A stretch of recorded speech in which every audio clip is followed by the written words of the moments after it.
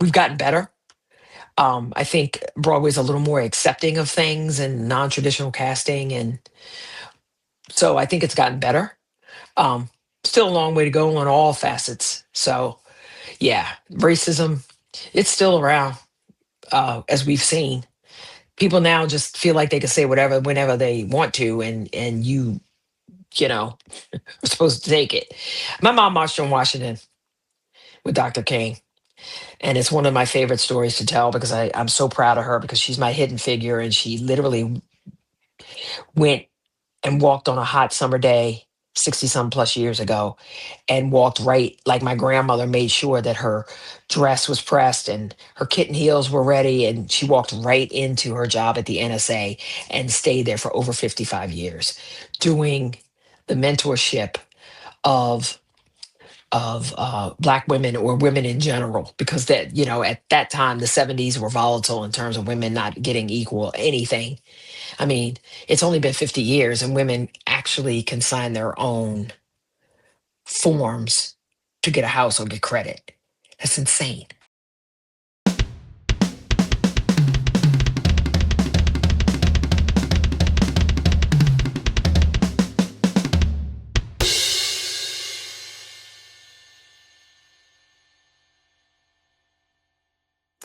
Hey everyone, welcome back to the All Music Matters on That podcast. I'm your host, Brian. And today I welcome a very special guest. We got the lovely Anya Nebel, or I guess we can also say Rebel too. How you doing today? How are you? Not too bad. So you Good. started to feel like until you started to feel like spring again. So but we keep jumping in Yeah, and out of this cold again, weather. So yeah. I know. Yeah. Um, I think when we got home, it was 80 something because we went to New York. And then I come back and I'm like, what is this? So it's the East Coast, you know. It is what it is. So that Worst time of winter year, ever. it's one of those It times is. when it's just between winter, then we get the spring Mm-hmm. again, and a little bit of winter again before April at least hopefully gets more consistent with maybe a little bit Right. more rain. We until we get rain. Yeah. Yeah. Well, as the saying goes, April showers, but they May flowers. So What do Mayflowers bring? I don't know, but I don't know. It's up at least maybe a hobby for my mom to at least pick up on. So we can Yeah. just at least say that. So, all right. But all jokes aside, I guess how you been Yeah. recently? I guess what's new in the music world? I'm good. I just released my fourth album on Spotify and all the streaming networks. It's called Bassy. It's a homage to Shirley Bassey. Um, right now, I wanted to. She's one of my faves. Um, so I wanted to pay homage to her, and she's got some of the best. Well, she's known for Bond themes, but she's got some of the best music in terms of easy listening type music and anthems for women or anybody for that matter. That I enjoy. They tell stories, and I really love that about her because every time she sings, I can imagine it. So this one was really special to me because I love her so much. I've studied her, and I'm classically trained, so I wanted to do an album of that type before I attempt to do originals, as everybody's telling me now I need to do. So I'm going to go ahead and because there's not much of a market for cover artists because I don't make any money. So I do. I make $2, but that's neither here nor there. But this was a good plat. This was a good time uh, to do it. So I'm now in the research stage of getting ready to do that. So yeah, that's what's new. On top of anything that I'm currently listening to and going back. I tend to go backwards. Now that I'm the age that I am, I'm going backwards and kind of reliving or kind of listening to some stuff and introducing myself to people who I've never would never have touched. Like I never would have touched Bob Dylan, but then I went back to school in 2014. I got accepted to Berkeley School of Music. So it was kind of like I opened my eyes to a lot of different genres and a lot of things that I didn't like when I was younger. You're ignorant when you're young. So now, no offense, young people, but you will learn when you get older. It just it's full circle. It'll just come back around, and then you'll go, oh wow, okay, yeah. So that's been great, and we've lost a lot of artists. Last year, we lost a ton of artists last year. So I wanted to really kind of dive in and uh, open my ears a little bit and, get myself kind of prepped. Yeah. Yeah, when I checked out your website, it looked like some of the stuff I was seeing was some covers. I saw you also did like Pink's "Get the Party Started," "Get This Hmm. Party Started," and then Hmm. I will. I guess I will survive. So Uh-huh. Yep. I guess I guess talk about that. I guess what made you want to cover those, and I guess have you mostly been doing cover songs up until this point? That's pretty much, I mean, I spent 40 years in musical theater. And it wasn't until I went back to school, as I got older, I didn't want to dance. And, I started doing like regular plays, like straight plays, really honing in on my acting chops. And I'd rather be in the front than be in the chorus and dancing and, doing all the things. I mean, who's got time for that? I go to the gym for that. So um, I, the only thing I didn't cover was my EDM. My EDM was that was the beginning of me doing albums. My EDM EP was, kind of a combination of myself and a producer that I found on Fiverr, believe it or not. And we kind of meshed our, I kind of told him what I thought and we kind of worked together.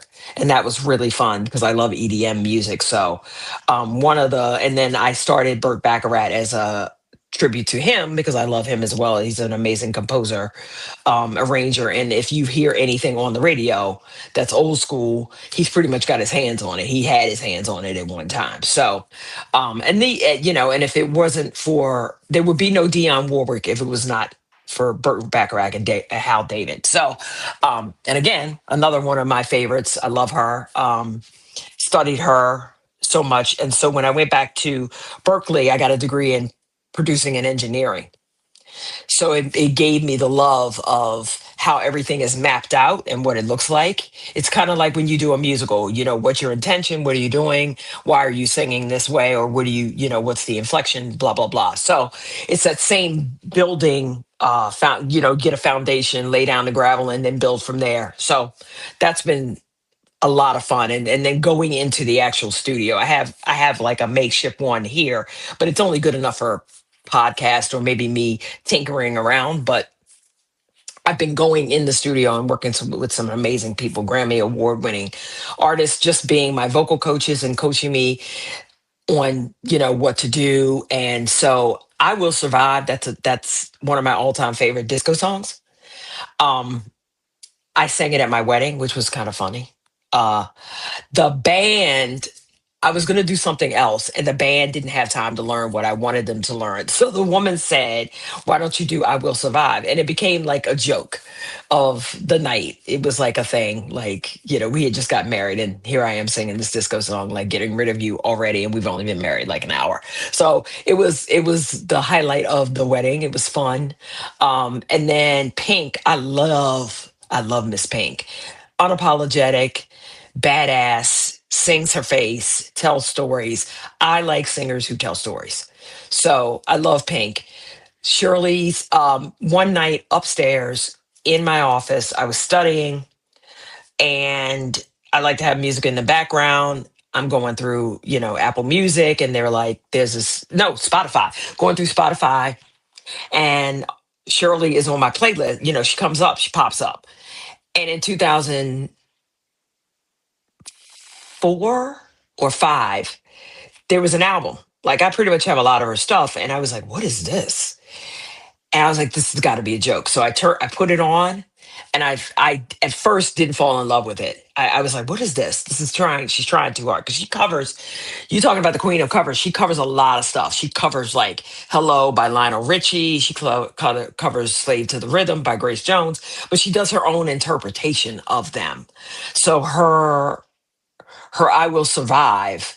Um, got me on my feet. and got me grooving. And it was a different interpretation of it. And I was sitting there in my seat and I was loving it. And then Get This Party Started is dramatic with orchestrations and all this kind of stuff, because that's what this original album that I'm working on is what I want it to be. I want it to be orchestral.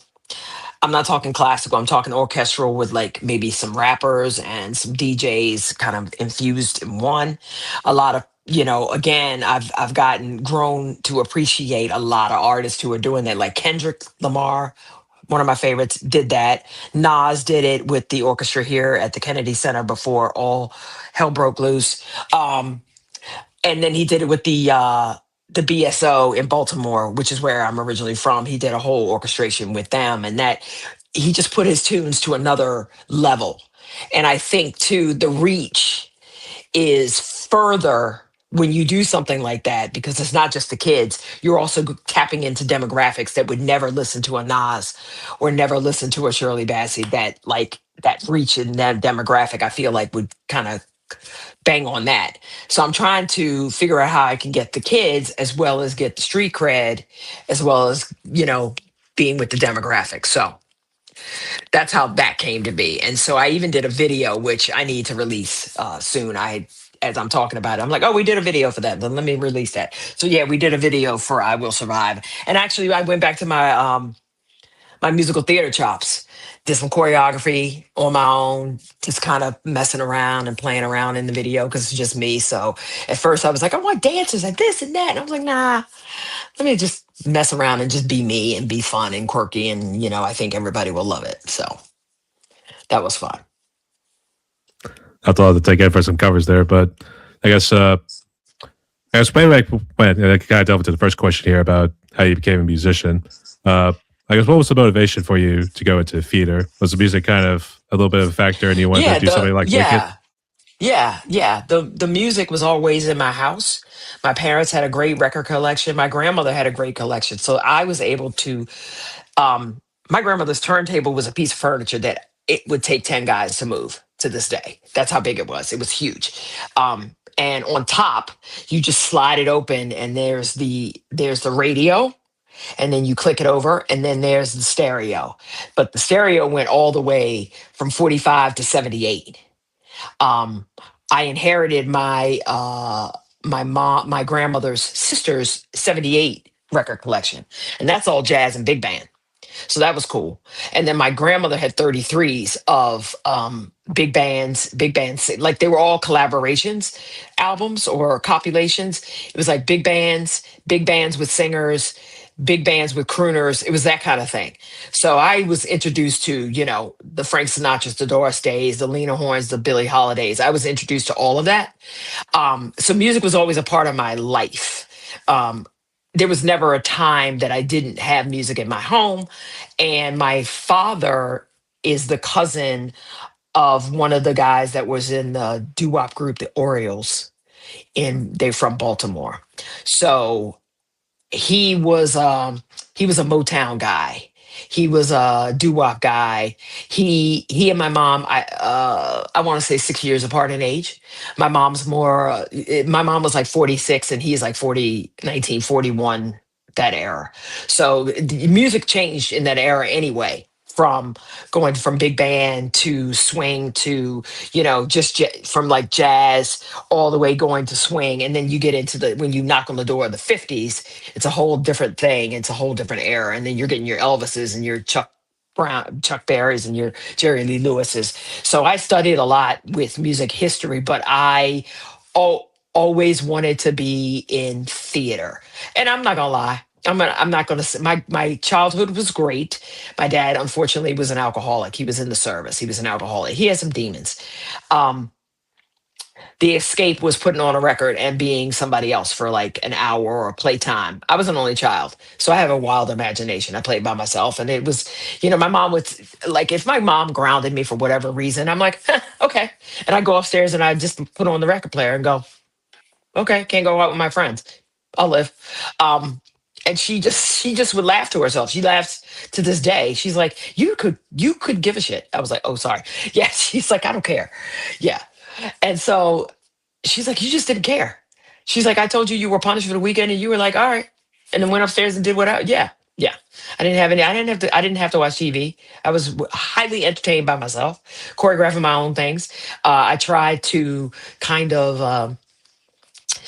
one of the things that I wanted to do to be close to my dad was kind of, take an interest in what he took an interest in. And he liked bowling and he liked baseball. Like, he liked bowling, he liked softball.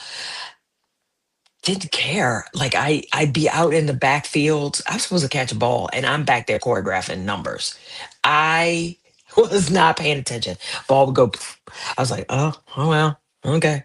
Um, so yeah, my first foray into musical theater was seeing West Side Story on TV, and Rita Moreno and all the sharks were, even though some of them were made up with makeup. That's the closest thing to somebody brown that I was able to see on the big screen and doing what I love, and I love her. So, and then of course, I did history and found out she was Puerto Rican, and most of them were Puerto Rican, and Hollywood doing Hollywood things. Um, Making them wear darker skin makeup than they had to. It was not necessary, but that's what I wanted to do. That's where I wanted to be, learn all of that. So from 5 on, always, that was my jam. My mom had a album, but the album, you open it. That's so lovely when you open up an album and you read the liner notes. So it just read like I was able to read, or she would interpret for me what the story was about. And it wasn't until like middle school, high school that I realized it's based on Shakespeare.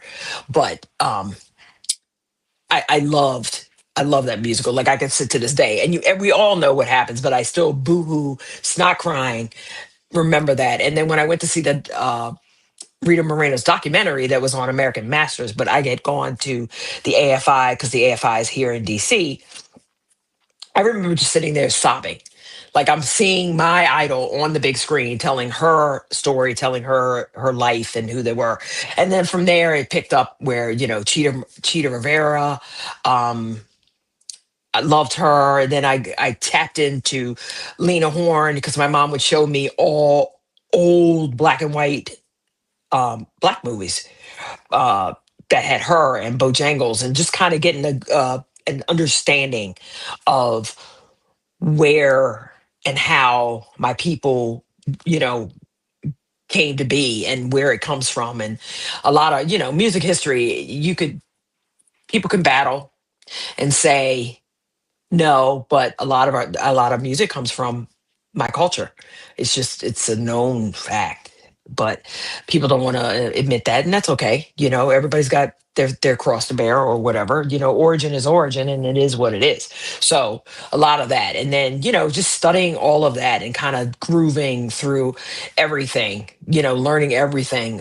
My grandfather had James Cleveland. I was raised Catholic. My grandmother's Catholic. My mom's Catholic. My aunt is Catholic. So he is Baptist. So I come in the house after church for 45 minutes and hear all this gospel from James Cleveland. And Mahalia Jackson is just like, wow. And I was exposed to Mahalia Jackson because I saw a movie with Lana Turner and Juanita Moore, and it's called Imitation of Life. And it's about two women who meet each other at Atlantic City, and their girls grew up together. And Lana Turner was an actress who needed like help with the rent. Juanita Moore was a black woman who was also a homemaker and whatnot. And basically their life together as best friends and their kids growing up. The sad tale is that Juanita Moore's daughter is a mulatto, and she's, you know, trying to find her way, and she wants to be white. And it's too late by the time she realizes what an impact her mom had on her. Great movie, but the end of the movie, Mahalia Jackson is singing her face, and you hear the pain and the excruciating, heartbreaking pain of this funeral with everything that's going on. And um yeah, and how this woman dies of a broken heart because her daughter doesn't want to acknowledge her as being black, as well as she doesn't want to acknowledge herself. So it's a thing till the end. That's why it was one of those lessons in life where it was just like, tell the people that that you appreciate them and love them while they're here. Don't tell them now after it's over. Tell them while they're here. And, you grow to appreciate. You appreciate, as a Black woman, you appreciate the sacrifices made to get to where I am now. So I've always wanted to be on stage, and I've always had this narrative of like, why can't I?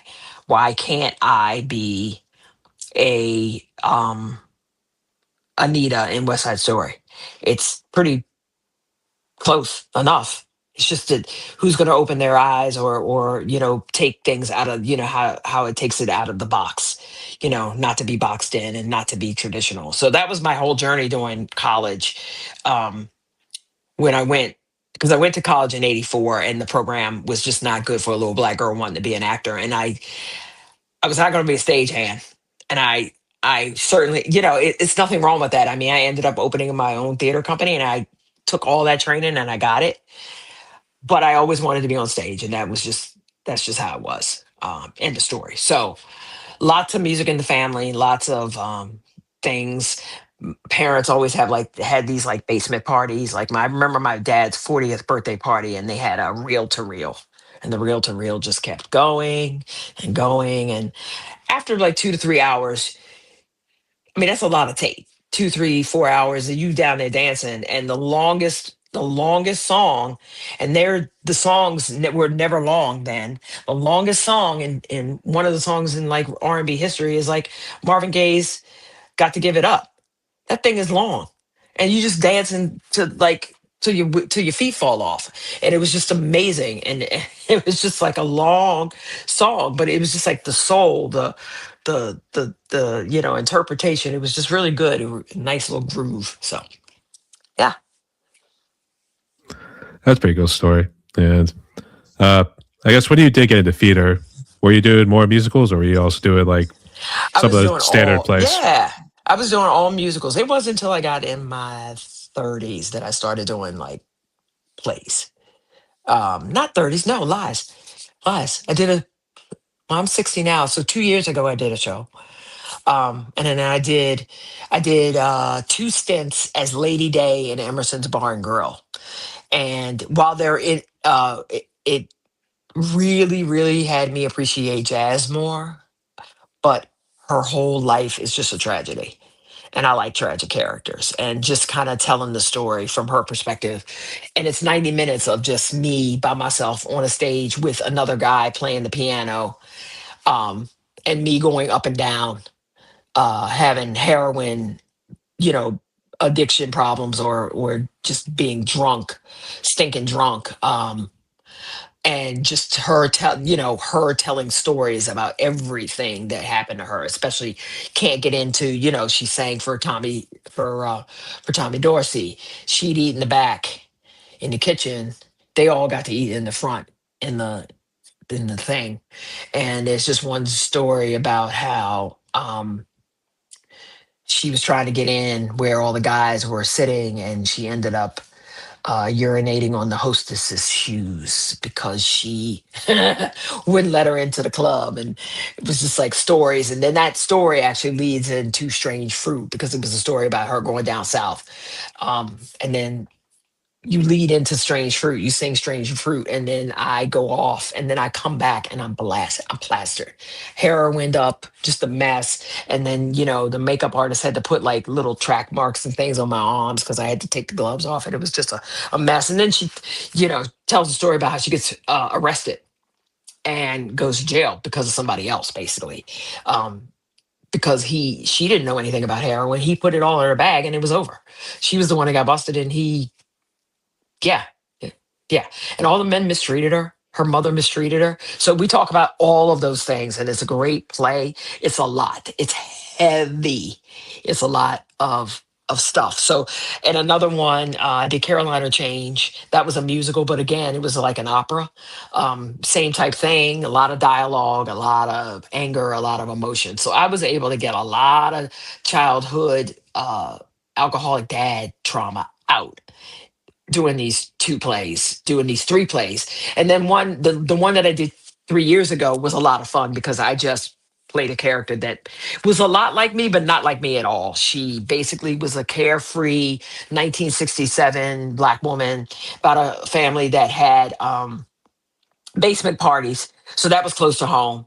Playing the record player, charging for it was like an after hours club, but it was in your basement and you charge people. You had food, and the parties would go to 3, 4 o'clock in the morning. And it was during the time in Detroit when the police, very similar to Black Wall Street, lots of businesses in Detroit, police setting people up, setting black people up, burning their places of businesses down, riots, so forth and so on. Eisenhower had to get the National Guard come through in 67, all while we're all trying to have like this party in the basement of my friend's house. And I was the friend of all of theirs. She was carefree. She had a couple boyfriends. One had a Cadillac, and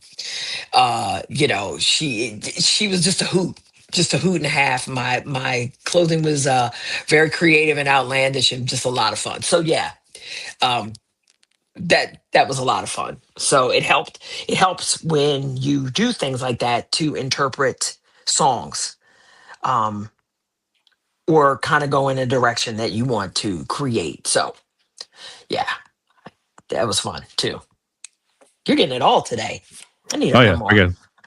we got the whole autobiography right here. To be honest, Right so here, right here.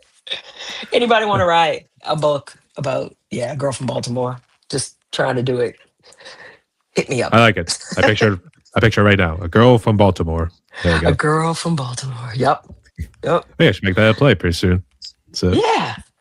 Good mm, one. all right.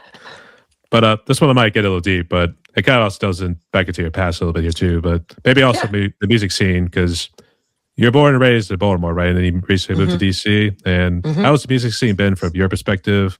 And I guess, did you have to deal with a whole lot, maybe the racism and that sort of stuff back then in your youth, and maybe a little bit today? The only time that ever happened, we were doing a play. I was doing a musical and I was on tour. The the musical was called Ain't Misbehaving. It's the music of Fats Waller. Very 1940s vibe, another 1940s vibe. Um, 5 people in the cast, and we basically do his whole library. Um, and it's funny, one of my neighbors wrote the libretto for it. So he lives not too far from here. I don't know if he's still alive. I haven't heard yet, but yeah, he wrote the libretto for it and did a lot of research. He was a jazz musician and did a lot. Um, we were on tour. We were in Tampa, Florida, and one of my cast members was wasted beyond belief, and she was loud, and we were trying to get into the hotel, and the guy was losing it, and rightly so. I get that, but he kept going on and on and on, and really starting to like make me nervous. At this point, I'm 21 years old, and my mentor, who's like a big brother to me, he was very protective. He got me the gig, and so he's been my mentor for years. And he and this guy, this hotel manager, got into it because the guy was like calling us "you people" and just going about like just doing the most. um and it was scary, and we ended up having to sit down with the hotel manager the next morning before we left because we demanded an apology. And we said, yes, Sharon was loud. We apologize. But, um, you just kept droning on and on and on and being very racist in the whole thing. So that, yeah, yeah, that was the only time I would say in these creative spaces, I think everybody is inherently a little racist in some ways because you got a business and it's about selling tickets and it's about what's going on. And during COVID, that that part of that came out, on Broadway, how we were treated differently, how we auditioned differently, how we couldn't even get, the wig mistress to do some research and figure out. Because for as long as I've known and long as I've been in theater, always had to supply my own makeup and do all the kinds of things. So I I get it. People are if I take the time to learn about you and other things, why can't you take the time to learn about us or me or. And a lot of people have been speaking out about that. Hollywood has spoken out about that. Um, It, like I said, it happened during COVID for Broadway, and it was just so hard.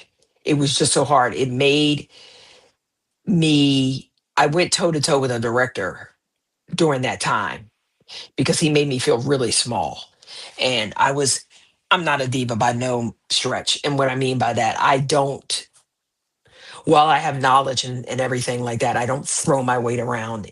I work as a team member in a show, but this particular show, things were not getting done.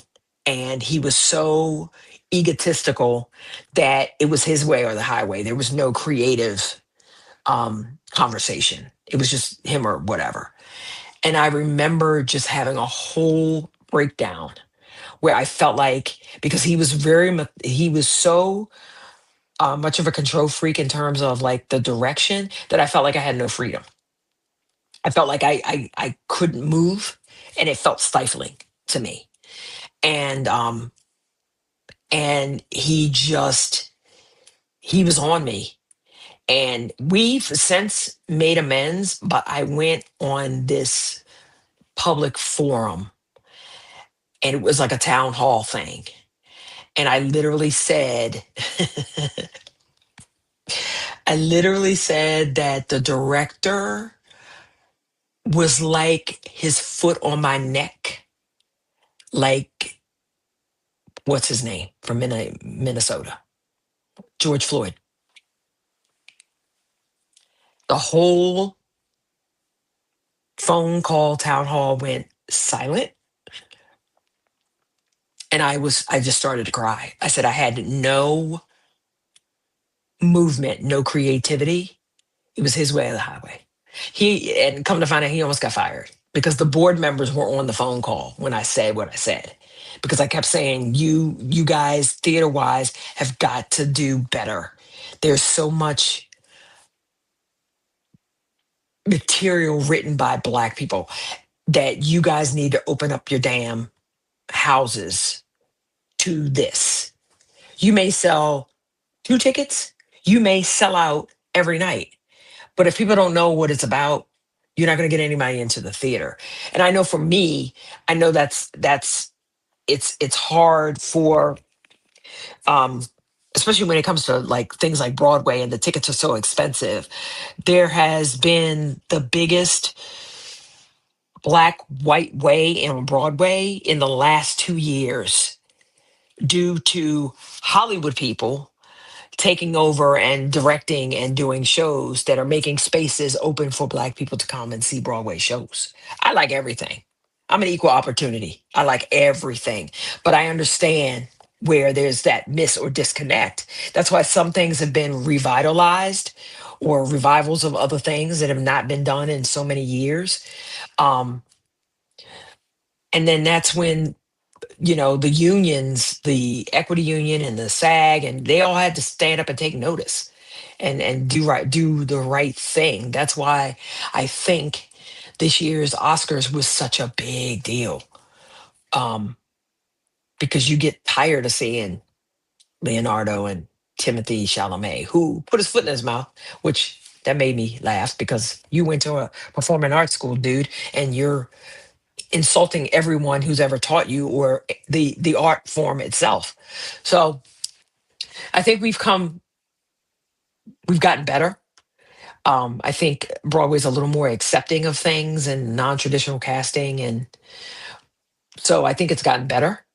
Um, Still a long way to go on all facets. So yeah, racism, it's still around, as we've seen.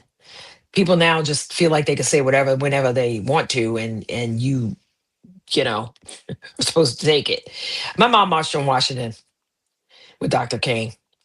And it's one of my favorite stories to tell because I'm so proud of her because she's my hidden figure. And she literally went and walked on a hot summer day, 60 some plus years ago, and walked right like my grandmother made sure that her dress was pressed and her kitten heels were ready. And she walked right into her job at the NSA and stayed there for over 55 years doing the mentorship of black women or women in general, because that, at that time the 70s were volatile in terms of women not getting equal anything. I mean, it's only been 50 years and women actually can sign their own forms to get a house or get credit. That's insane. My grandmother was 6 when Harriet Tubman died, so I am a descendant of a slave. It's insane. My grandmother lived to 96 years old and has seen it all. And I hipped her. And, when I was in elementary school, we listened to AM radio. For you kids out there, AM radio is a station before there was FM. And it would go off at like by dark. And then that's it. Um, so she and we would listen to AM radio all the time. And I'd hip her to what was going on in the 70s. And we would just enjoy tunes and stuff. And my grandmother's favorite song was Mama Had a Jukebox. Mama had a jukebox and say the Who. I can't remember the song, but that's what she liked. She liked that. It was just fun to her. So like, yeah, the squeeze box. It was very funny. So yeah, she was hip.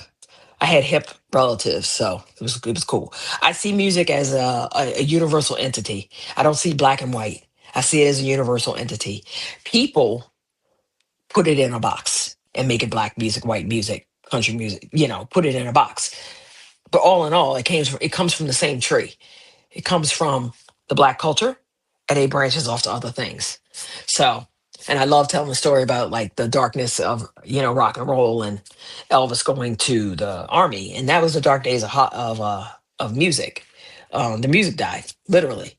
Um, and then rockabilly, had no place. And then by the time Elvis came out of the army, the Beatles came, and it was the British invasion, and that itself, like, I dig the Brits, always have. I'm a huge, huge Beatles fan. Have a collection of all the things I wrote on my one album, I Love Paul, on introducing the Beatles.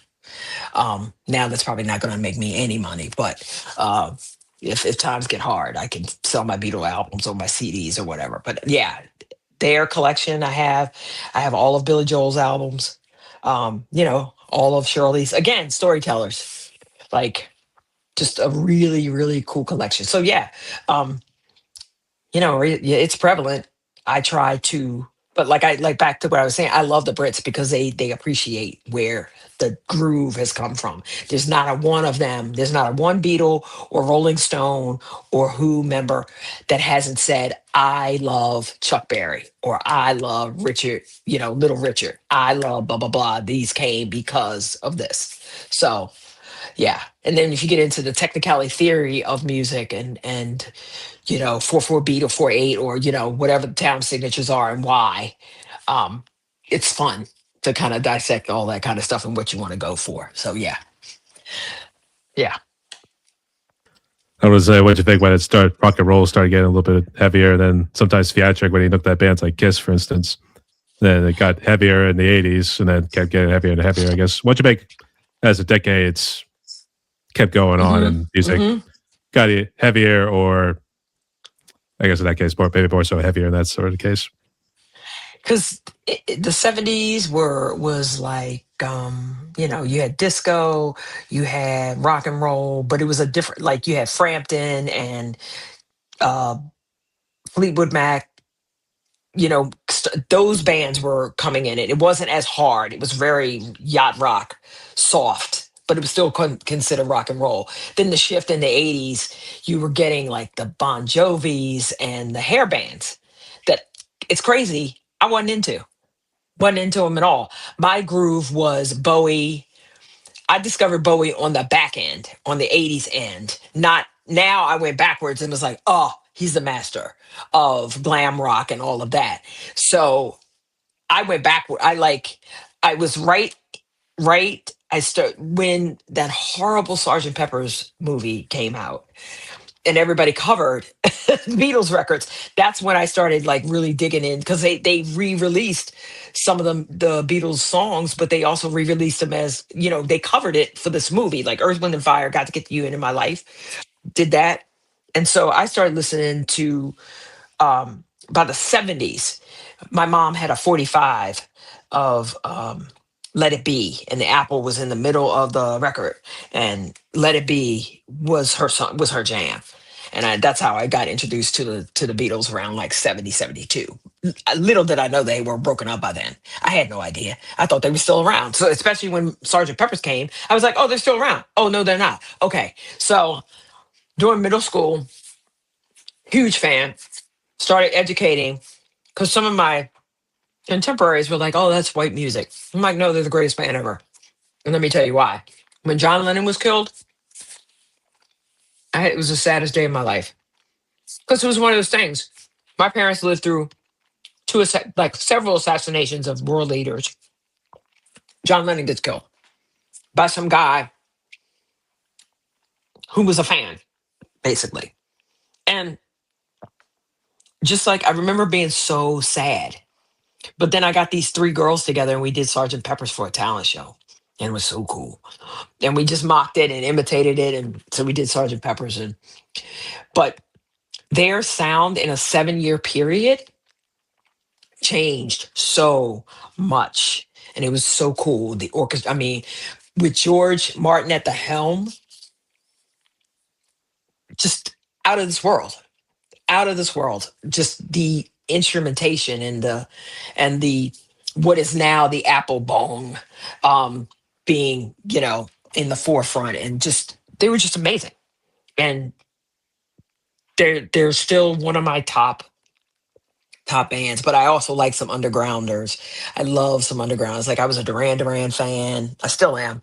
I still go. I still have gone to see them. They've come to town, and I've gone to see them twice because I missed out on the '80s. We didn't have a lot of money, you know. My dad, my boyfriend at the time, wanted to take me to the Serious Moonlight tour, and my dad said no. And I was like, and I called him on it recently. Well, he passed away last year. I called him on it because I was his caregiver, and he goes, "I don't remember that." I'm like, "Am I making things up?" I um, yeah. And the boy broke up with me. It was a mess. But tickets were like 2 cents back in the day. I remembered because I started working and babysitting when I was 12. I don't know a day that I didn't work hard. I would do backyard plays, or I did all the characters in America, always tying back to West Side Story. I did all the characters, and I would make little money and do little talent shows and stuff. I was always a hustler. Always when I'm gonna make money. I promised my mom 40 acres and a mule. She said at this point she just wants the 40 acres, no mule. So we'll see. I promised her. I was like, I'll figure it out, but I still wanted you to have the 40 acres and a mule. So yeah, and then the '90s came, and then the '90s were, TLC, hip hop, very very hip hop esque, coming to the front, and then grunge and alternative things that I didn't listen to then that I listen to now. I went to my first Bruce Springsteen and the E Street Band concert a month or two before I got married, because I was like, this is white boy music. Because I'll tell you why. Because these white boys in my class were like, oh, I'm so tired. And I'm like, why are you tired? And they were like, oh, we went to the Bruce Springsteen concert, and he did a concert and it was 4 hours. I said, for what? Who? Why? Yeah, I got hip. I was like, you guys are weird.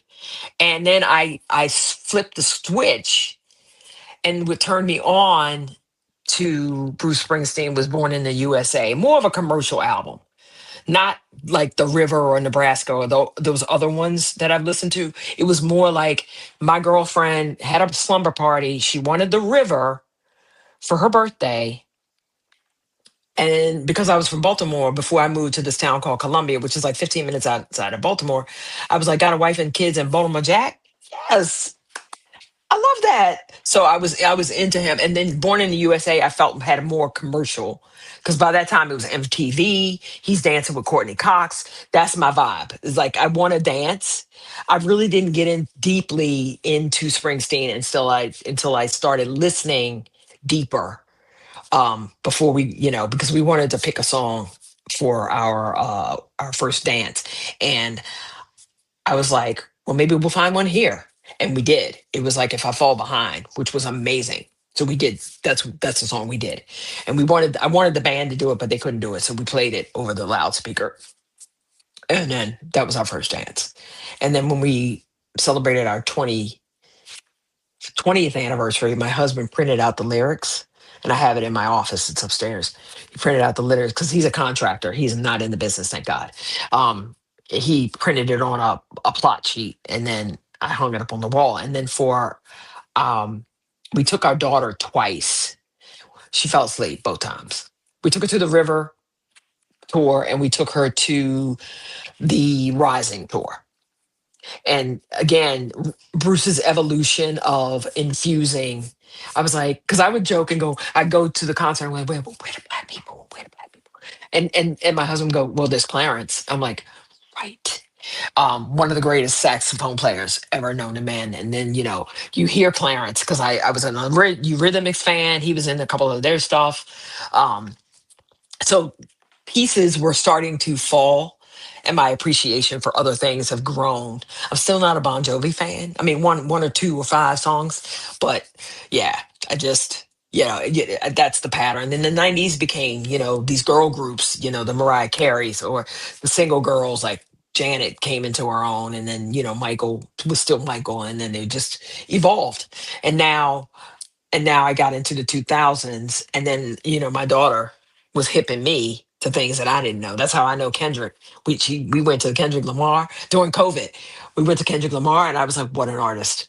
What a thing!" And then I went back because I loved Eminem, so I started watching documentaries of like Dr. Dre, and those cats they knew stuff. It wasn't just all they. Yes, they grew up in Compton, but they educated themselves to a well-rounded thing. And Dr. Dre was doing that infusion of stuff that I like, orchestral and actually playing music. Everybody's playing their own instruments. I like when everybody plays their own instruments and records, and now everything is digitized. You wouldn't know the difference if you had a band or not. So there's so many ways of doing things, and it kind of it's kind of a little bit economically cheaper, but it still costs about 10 grand to do an album if you're doing it, you know, and everybody's getting paid the way they want to. So yeah, it's great. It's great. Yeah. That's for sure, though, too. And you have mentioned COVID a couple of times, but I guess how bad was that COVID for you on a personal level, family wise? And I don't know if you were doing anything music wise, but feel free to share. So I had gone in the studio before with another I had gone, I told you I went backwards, and I reintroduced myself to Roberta Flack's first album, and listened to it.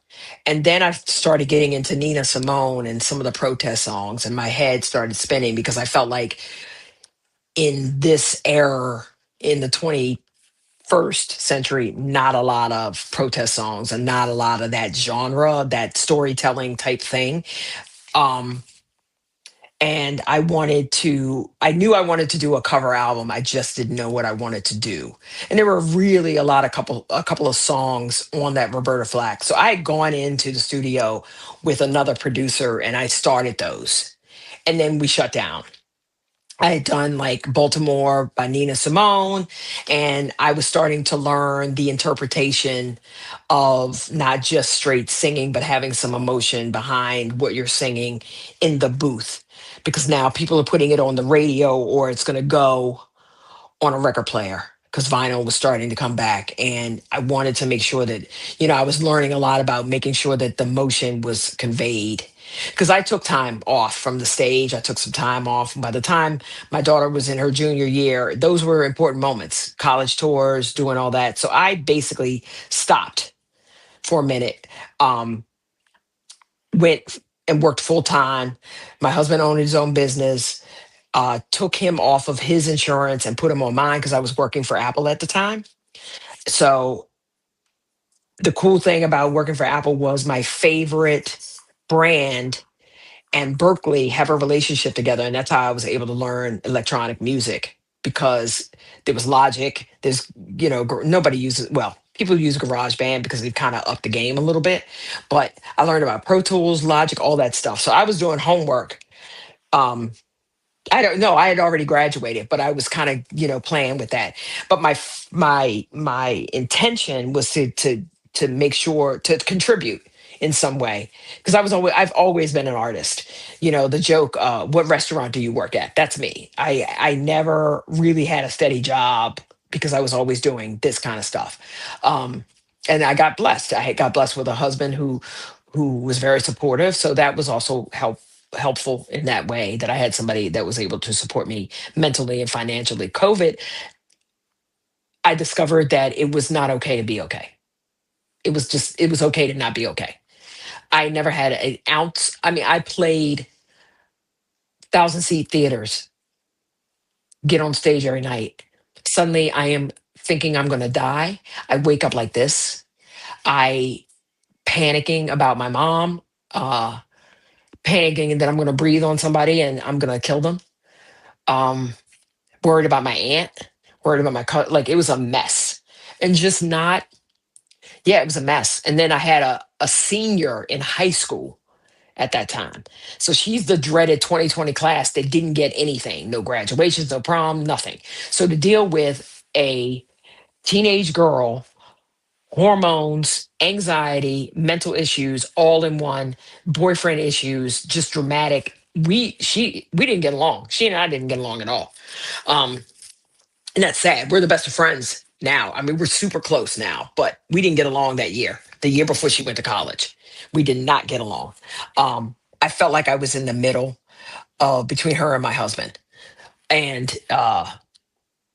there was, and then Black Lives Matter, and I've got a biracial child, um, and just trying to make her understand certain things.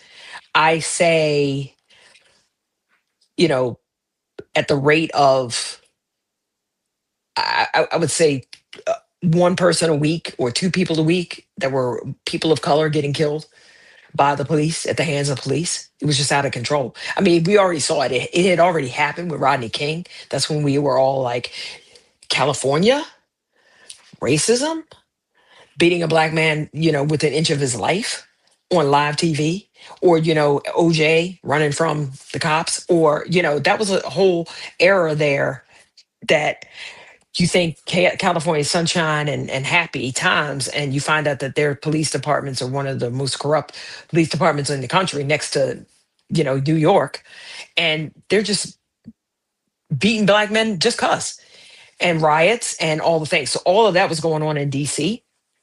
The shutdown, we didn't know what this was. You know, my grandmother saw it in 1910, 1911, something like that.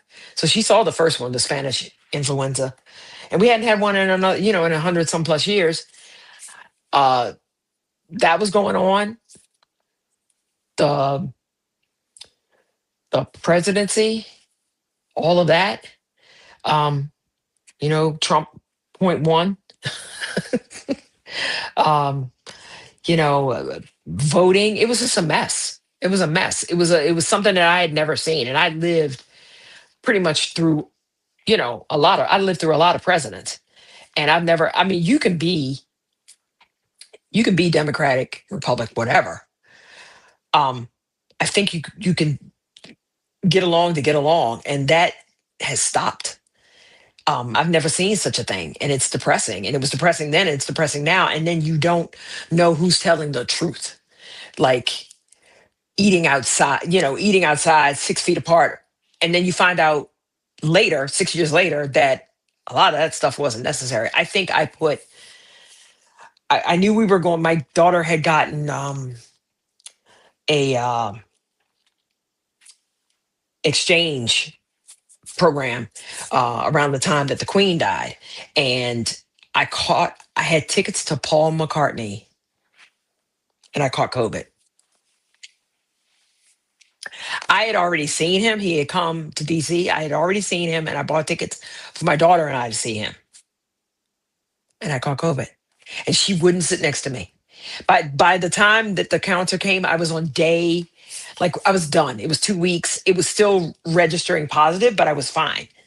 Um, and then I never caught it again. I almost made it 2 years without getting it. And my husband and I went to see a play with one of the girls that was in the show with me, and she ate chicken wings, and we caught freaking COVID sharing chicken wings with her. She said, I think I have COVID. I was like, of course you do. And I'm standing there Monday and I felt horrible. And then Monday, it was horrible. I was talking to some customers and I was like, I hope I didn't give them COVID. Because I didn't know I had it until the next morning I woke up and I'm like, I have COVID. Um, and it was just so, and my daughter caught it she caught it. She was in a bubble her freshman year. And when they started letting everybody on campus, she caught it. And then they shut down again and she caught it again, like 90 days later, before Christmas of 2021. She caught it. It was bad. We were like sitting trays out in front of her room. She was just being such a pain and just a bitch and just like, ugh. So we just was just like, I was like, can I catch a damn break? I got total of 4 shots because I didn't want to catch COVID while I was in London. I didn't want my trip ruined, and I haven't. And honestly, I'm not gonna lie, I haven't gotten one since. I was just like, I'm not doing this. I'm like, I don't want to light up like I don't want to light up like a Christmas tree. I'll just take my chances. Um, and I'm in pretty decent health, so I gained weight. It was a mess, Brian. It was a mess. COVID, I never want to see that or hear it again. We were out, for Apple, we were outside. You can only bring in so many people in the store at one time. We were outside in the snow, sleet, rain, cold, you name it. We were out there. They got us these jackets. I swear I look like a security guard for an event, for a concert. I had this black bulky jacket and gloves, and then we would close at 6. And it was just the most depressing. I missed going out to dinner. I missed going out and having conversation. Actually, people were nice, and the earth healed. I know it sounds corny, but the earth healed. The grass was green and no cars on the road, and you could get to and from with no traffic. Glorious, but the rest of it horrible, horrible. So before they shut down, I was up and down the road going to the liquor store. I mean, we went through cases of wine. I then started to see I had an issue and I needed to slow down. Like, it was horrible. I was just so overweight and so ugh. And then one of my dear friends died because he got depressed and he wasn't taking care of himself. I worked with him at Apple, and he just wasn't taking care of himself at all, at all. Um, they had to break down his door and get him out of his apartment. That's how like shut in he was, because he got COVID a couple times, and he just was like afraid to die. It was bad. It was bad. So yeah, COVID. But yeah, I came up with trying to do an album, and then I stopped. And then I met a man by the name of Jerome Williams. We're good friends now. He's a Grammy Award winning um, songwriter, and we started talking. And he was like, "What are you doing?" I was like, "Nothing." He was like, "Why don't you get in there and figure out what your album's going to be?" I was like, "Okay, I guess." So then, yeah, we started coming up. I started coming up with EDM, and then I started taking Burt Bacharach songs and reimagining them and doing different arrangements of them. And so the Burt Bacharach album, it's called Burt Bacharach Reimagined. It's different takes on different. Some I kept traditionally, some I redid. Like Anyone Who Had a Heart, I did a dance version and I did a regular version. The regular version, I added a rapper to it. I found this girl on Fiverr, liked her rap. She wrote lyrics, she rapped. I was like, we're gonna put this in. And I made it. And then Anyone Who Had a Heart, and then I did a different version of Don't Make Me Over. It was more of a jazz, soulful, neo soul kind of a version of it. So that did that. So then, yeah, that was my first album. You can hear the immaturity of the album. Um, you can hear different aspects of the album that I wish I did better. And then by the time I got, then I threw together a Christmas album, public domain. You don't have to pay for those. Just do some Christmas tunes and started doing like different versions of a Christmas tune. So I did a couple EDM versions of Silent Night, which my mom, being the Catholic girl, she's like, I don't like that. I'm like, okay, well, the kids like it, so you'll be okay. Um, and then Brian Wilson had passed away, I think, in this time. Like when I was doing that, and I said, okay, I'm gonna do. God Only Knows is one of my favorites. I said I'm gonna do God Only Knows, and I'm gonna do traditional, and I put that on this Christmas album. My husband and I did Baby. It's Cold Outside. He doesn't sing at all, but it was fun. Um, so we did that, and then it taught me to be organized. It taught me to be ready when I walk in the studio. It taught me all the things that I took for granted. I was prepared. So when I did Shirley Bassey, you could tell the growth and the imagination. So the key of making records is, if you're gonna do covers, try to make it your own. I'm not trying to be somebody else. I'm trying to be me. So we did a lot of that study of how we can do it in different inflection here and make it my own. So that was fun. So now yeah, COVID sucked. So yeah, and I learned a lot in terms of that. Now it's nice to kind of get the paper and pencil out. I'm not a songwriter, but music wise, I know what I want, where I want it to sound like. So I decided I was gonna collaborate. I want to collaborate with some young people and get their take on some things. So yeah, There's a lot to take in there too, and I am sorry for any losses that came along the way there too. So, yeah, yeah. That was awful. That was and awful. I lost an aunt. I lost my friend. It was like one after the other. And then my dad had a stroke and got sick. He got sick in 2021, and he got depressed. He was living in a veteran's home, and I had to go. He again was a shut in. I had to go and clean his room, and just bad. Depression is just bad. And then, for men, especially black men, they're told to be strong. So, they were told to be strong. I can't cry. I'm not supposed to do this. I'm not supposed to do that. I don't have any emotions, blah, blah, blah, blah, blah, blah, blah. So he was a product of that. And he was literally, I'm not telling any secrets, living in his own filth. And I went in there and cleaned from top to bottom and looked at him and said, I never want to see your room like this again. And then a year or 2 years later, before he passed, before I became his caregiver, he had a horrible stroke, and I went back to the room. It wasn't as bad as it was, but it wasn't as great. And he just was in his room, drinking himself to death, or just horrible. So yeah, it was bad. It was bad. And then you're finding out now that if you had COVID and you were older, it had some residual effects. That was the other thing. I didn't want to take a shot because the effects of it, there were no guarantees that this was solving anything. So I'd rather feel bad for a week and deal with that and eat Jello than go through that again. Jello. Oh, I thought we were reaching for the chips and all that. So, but you say your father did serve in the military. Hmm. He was in the Navy. Okay, I'll salute him. So, Thank you. and may he He rest was in in the peace. Navy.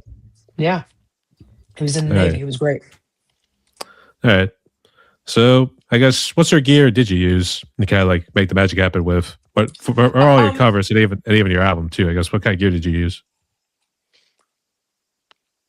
Pro Tools, and then I had the Roblix speakers, and then I got two Gen X's. And my friend helped me get those, but I don't know because I needed them for school. So I got these speakers. I'm probably gonna sell a lot of the stuff. Like the mics were all like Shores. And then when I went into the studio, shout out to Blue Room Productions, Conrad and Gru. He's got all the latest toys. He's got all the stuff. So that's why I like going to his place because he's got the toys. He's got the best mics, the best everything. So it was nice. And I learned that the mic does all the work. I came from musical theater. You have to sing all the way back to the room. As a matter of fact, what's so funny about that is that we went to go see Jeremy Piven a couple weeks ago, and he was like, "Hey, you guys hear me?" Because he does a whole stand-up thing now. And he took the mic away, and he was like, "Can you guys hear me in the back?" And he was talking about, because he's an actor and he teaches acting classes, and his parents are actors. So it was like that whole like thing. So I was over singing, and they were both like, "Just let the mic do its work." I'm like, right. So yeah, yeah. He had all the, he has all the stuff, and you know, yes, there's auto tune. Yes. I have a great ear, but sometimes I was like, "Ooh, I was flat there. I thought I was perfect. How is this working?" So, um, it was good. It was good. I loved it. And so my little my mini makeshift studio, it's a lot because you got to soundproof everything. And so I did a couple things, but you could hear, like, you could hear the air condition come on. You could hear this. And I was like, something's got to give. So I'm just going to have to go to the studio where there's a booth. And I bought one of those, like, booths from, for Amazon, but I was like, this still is not soundproofing enough for me. So I said, well, let me go to the studio and then work with the professionals. And it was nice because it brought back a lot of memories, and then school and all that kind of stuff. So it was good. It was really good. So I had good gear, good mics, all the things. Yeah. I was gonna say, is that the studio you're in right now, or is this a whole different studio that you're in? Yeah. So I'm on my dining room table. All right, okay. I'm on my dining room table now. So yeah. I say in the concrete jungle of New York, or I'm gonna say Chicago. It's gonna be one of those two cities with the background. Uh-huh. So Uh-huh. New York, always my favorite. Oh, I've been to Chicago once. I need to go back there though. I feel like I didn't take advantage of it enough. The pizza's good. The deep dish pizza. It was good. That's good. Yeah. So, um, yeah, I was gonna lots of say, fun. kind of jumping ahead, but would you say pizza is probably your favorite food? Italian food is my favorite food. Italian. So Yeah, yeah. the Italian's my cuisines, favorite. pizzas, the hoagies, and all that stuff. So yeah. All that stuff. Yo, good Italian sub. There's a place on 95 on our way home when we cross the Delaware Maryland border. The best subs. Hey, shout out to Nick and Steph's. Ooh, so good, so good. I love their hoagies. I love Italian subs smothered in onions. Sorry for you guys. Sorry, and olives and the whole works, and the so good. Love it. I know it's not like if you got a whole lot of onions on it, wouldn't it be bad for the bad breath, that sort of stuff? Yeah, yeah. Bad breath. Potato, potato. I mean, it probably gives you your personal space. I guess it's probably a good thing. Yeah, I get my personal space exactly. All right, fair enough. So, Oh my gosh. just out of curiosity, I guess some of the music that's original material. Are you normally trying to do the old school style of telling stories, and what do they like to delve into in terms of the lyrics? I want to tell stories. I think I'm going to use some of these stories that I've told you, and make some. There's one song that Dero wrote that I actually put some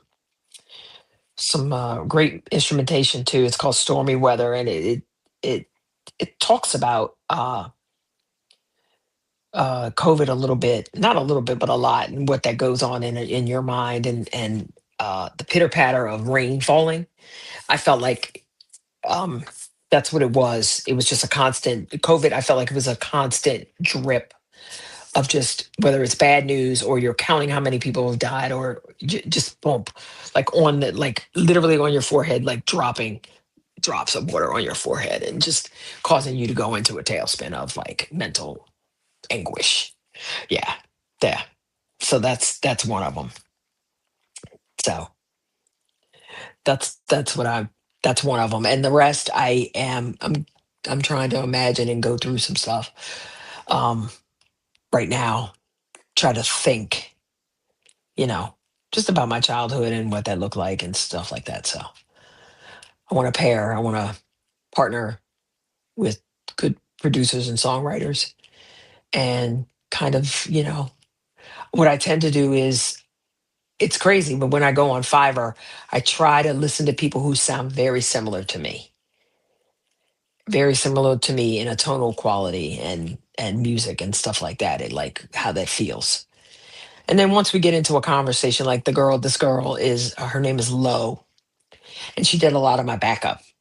But she's a singer in her own right, and that's why I picked her. I loved her because her background sounded similar to me. Um, and I wanted some backups on some of that stuff. So yeah. So that's the plan. It takes a while. It takes a while. That's why it takes like two some plus years to record an album of originality because you just don't know um, where it's going to go, and it's going to take time. And you want it to kind of also flow in terms of the story. You want it from beginning to end. Always that theater background from beginning to end. So I got to come up with 10 songs that are just like all meshed together.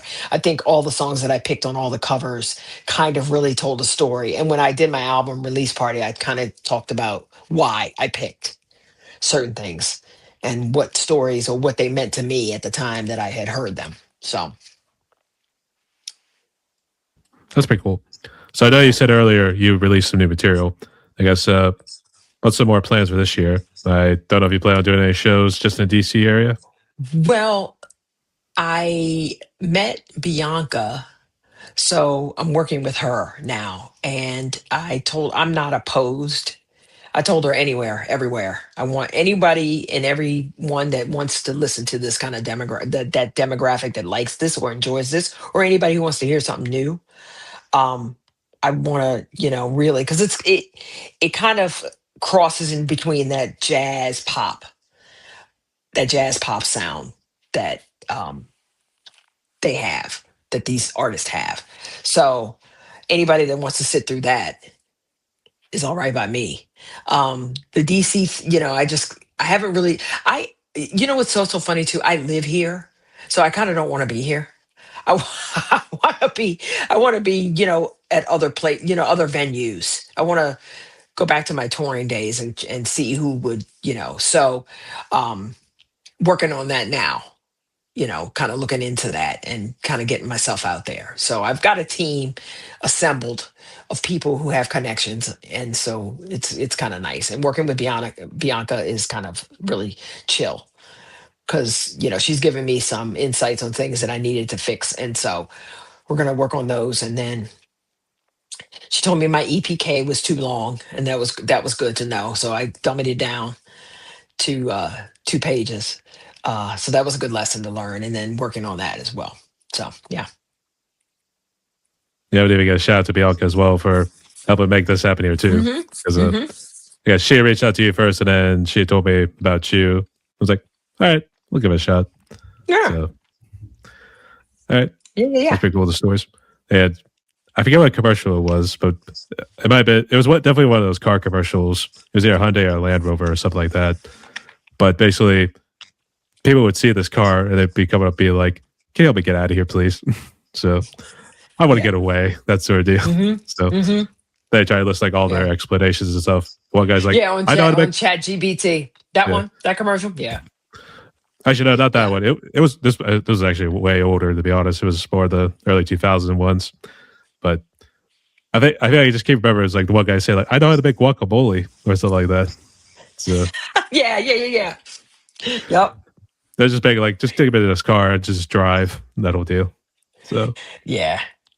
So that's kind of the way. That's kind of the way I was kind of describing this scenario here. Like, I love living here, but I want to get away at times. yeah. So Where are you located? I'm in Pittsburgh, Pennsylvania, Okay. Okay. Steel City. We represent. Ravens So Nation. the Ravens. Yeah, sorry about that. It's okay. You just saw it going off to the right. All your hopes and dreams of a Super Bowl. So Right. It just went. Boink. doink. Okay. Yep. I remember hearing my Yep. dad. I could not watch it for the life of me because I knew like this is probably going to end bad. So I'm just gonna let my dad do the I just sat talking. there. I just sat there like this. And my husband's like, babe, babe. I literally was like, oh, okay. Yeah. That'll do. Yeah. I couldn't snap out of it. I was so upset. I was so upset. I was like, I just heard my dad be like, he missed it. So yeah. he shouted Yep. it. I mean, when he's excited, you hear him yell. So yeah, love my dad. I was like, oh my God. So hey, bad luck this year. So we'll see what happens. Yeah. All of us.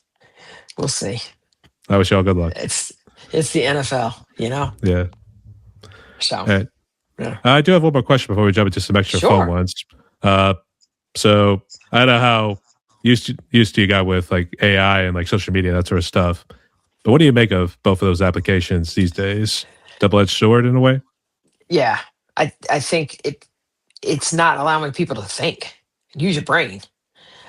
I'm not gonna lie. I'll use it to kind of get a feel of what they tell me, but I make my own, you know, when it comes to like writing. Because I'm lazy. I'm not a good writer. Um, but you gotta think. I mean, kids using it in college, come on. I mean, it's just a mess. And then AI, a girl did a whole album or a whole movie, and it was just all AI, and she was really popular on Instagram. Insane. Something like that. And yeah, and I'm still like everybody's like, oh, you got to make sure you post and this and that. I'm like, want to. I don't want to sit on. I don't want to. So what I do is I do it in the car on my way to work and just talk to the screen and the radio. And now Apple's done a great job where I can listen to the radio and talk on my phone at the same time, or record. So it's good because I always make it about some song that came on the radio and talk about the history. It's like I went on a whole rant about the Kennedys a couple days ago because I was in New York and I had streamed or kind of streamed the special that they had about JFK Jr. and Kathleen Bissett. And I went on a whole thing, and then I started talking about infusing because they had used a lot of '90s music on the soundtrack that was epic, and there were all these songs that I hadn't heard in a long time. But one of JFK Jr.'s favorites was Sade, and I was like, yes. And so they would dance to Sade, and so I want that sound. I'm sure that soundtrack is on something that I can download on the playlist. But the soundtrack for the movie itself was the bomb, and so. And I also was just kind of explaining where I lived through it. So the last episode came out and I haven't gotten to it because I know we all know what happens. It's not going to bring them back, and I don't know if I want to. I don't know emotionally because I lived through it. They died a couple of months before we got married, same year, and it was just like Jesus. But everybody on and social media spoils everything. You got to kind of like put your phone down and watch an episode before it gets out there because it spoils it. Because you could just run through something, scroll through, and there it is, and you're like, I didn't mean to watch that. Oh my God. So yeah, it's like no. So this wasn't a spoiler alert because again, you know what happens. Everybody's just now talking about all the great performances that happened in the last episode and all that kind of stuff. So it was just, and some people, my daughter's generation, they weren't around. They have no idea what this was.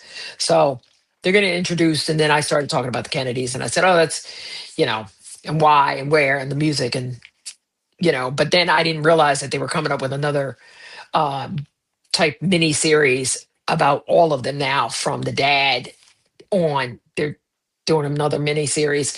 I'm the queen of miniseries from back in the 70s and the 80s. So if I see another, it'll if I see another Crown or another Kennedy uh, biography, it'll not be too soon because I've lived through all the biographies and all all the documentaries because all those times were that was the 60s and all those times and how did you get to be where you are and it's very interesting their family but they definitely have a curse. That family's cursed for sure. If anybody believes that, I think they're cursed for sure. It's just like damn, y'all can't catch a break. So yeah. Do tell. So, Yeah. all right.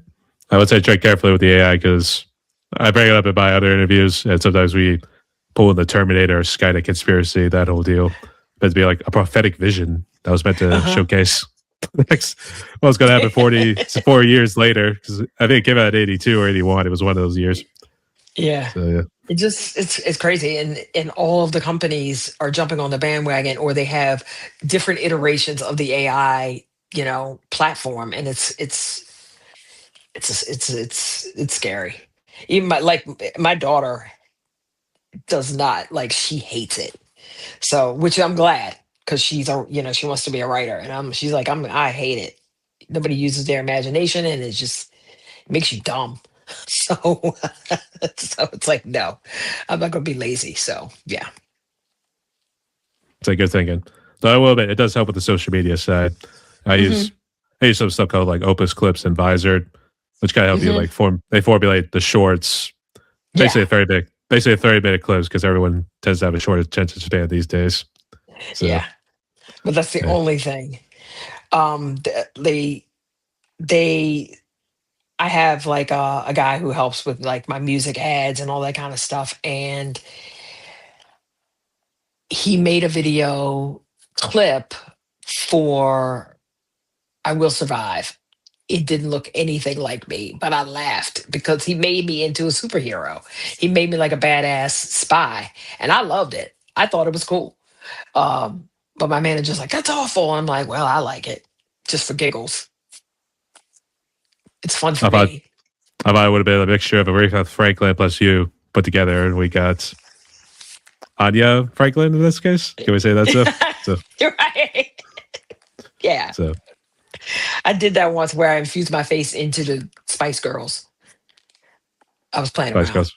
All right. Yeah, I was like, "Oh, that's fun," and it was just funny. I look again, didn't look like, to mesh those two faces together, all those faces together was just hilarious. So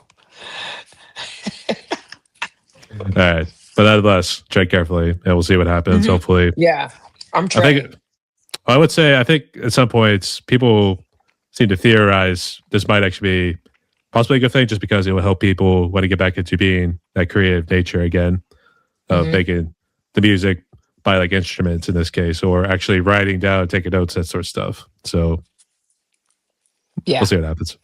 for All right. sure. I All right. hired this they were trumpet players. There was trumpet. There was something that I was missing on one of the songs, and I wanted a trumpet player, and I actually found one. She was out of Africa, but she had a whole band, and they were like, I had a like live, and it was so dope. I was like, ah, this is making the tune the way I want it. This is great. So it was good, So really say good. So it was we do the marching, all the whole Saints go marching in sort of thing. no, but they did. They added some of the components to Slave to the Rhythm that I missed, um, and because it just sounded, just didn't have that flair that I wanted, and now it sounded like a good Earth, Wind, and Fire tune. It's so good. So I was really proud of the way that it turned out, and how she was able to get her guys together and do live horns. And she sent. I mean, it's just so easy now because you can just send the stems to the producer and plug them in, and they're there. It just, ooh, I love it. Yeah. See, I get excited about that kind of stuff. So yeah, so good, so good. At least we still got that going. So, all Yeah, right, that's all yeah. good. All right. So, Anya, we have some questions here. So, let's jump into some extra Okay. fun ones here. Ready? All right. All right. So, not sure if you do drink, but if you do you have a favorite alcoholic drink? And then what's your favorite non alcoholic drink? My favorite alcoholic drink, actually, a good Bordeaux, a good wine is my favorite. Just to sit down and have a nice glass of wine. And it's been cold, so we've been purposefully, we thought we were done, and my husband was like, "You want a fire?" It was one of these days. It was like Wednesday night. I was like, "Hell yes!" Pasta, some garlic bread, and a nice glass of wine. Yes! And we're watching like mindless TV. We're watching DTF right now, which is the new one on HBO with Jason Bateman. Good one. It's not what you think it is. It's a good one. Watch it. Um, and then my favorite non is a strawberry daiquiri, just a smoothie. But I live off of San Pellegrino, like water. I can't drink tap water. I don't know what's wrong, but that's like the jam, the sparkling water, and even a flavored one it's a good one too. That's I'm the opposite. I mean, I tried sparkling water a couple times when I got overseas in some parts of Hmm. Europe there. Just can't do it. Just doesn't taste right. Not the jam. I don't know. It's supposed to be water, but I guess they just add something to it. It's almost like throwing in salt water or something. I don't know. Oh no, you go over to or you go to Europe and they're like with gas or without. I'm like, what? Oh, carbonated or not? Okay, no. Yes or no. Yeah. So. I don't do. You gotta remember that part. So, and actually, I did remember interviewing somebody from in Bordeaux, France, actually, but he was part of a metal group, so I don't know how much you get to like metal Hmm. music that sort of stuff. Hmm. Not a Nice. wine connoisseur or anything, but Yeah. a tour guide. Actually, I would Well, say he is a tour guide. So, yeah. Yeah. all right, Yeah. Yeah. Yeah. all right. So we did cover the food one earlier, but Okay. uh, I guess in terms of movies and TV series, do you still stick Oh, with a whole lot of the older ones, or I guess do you have any favorites in terms of TV and movies these days?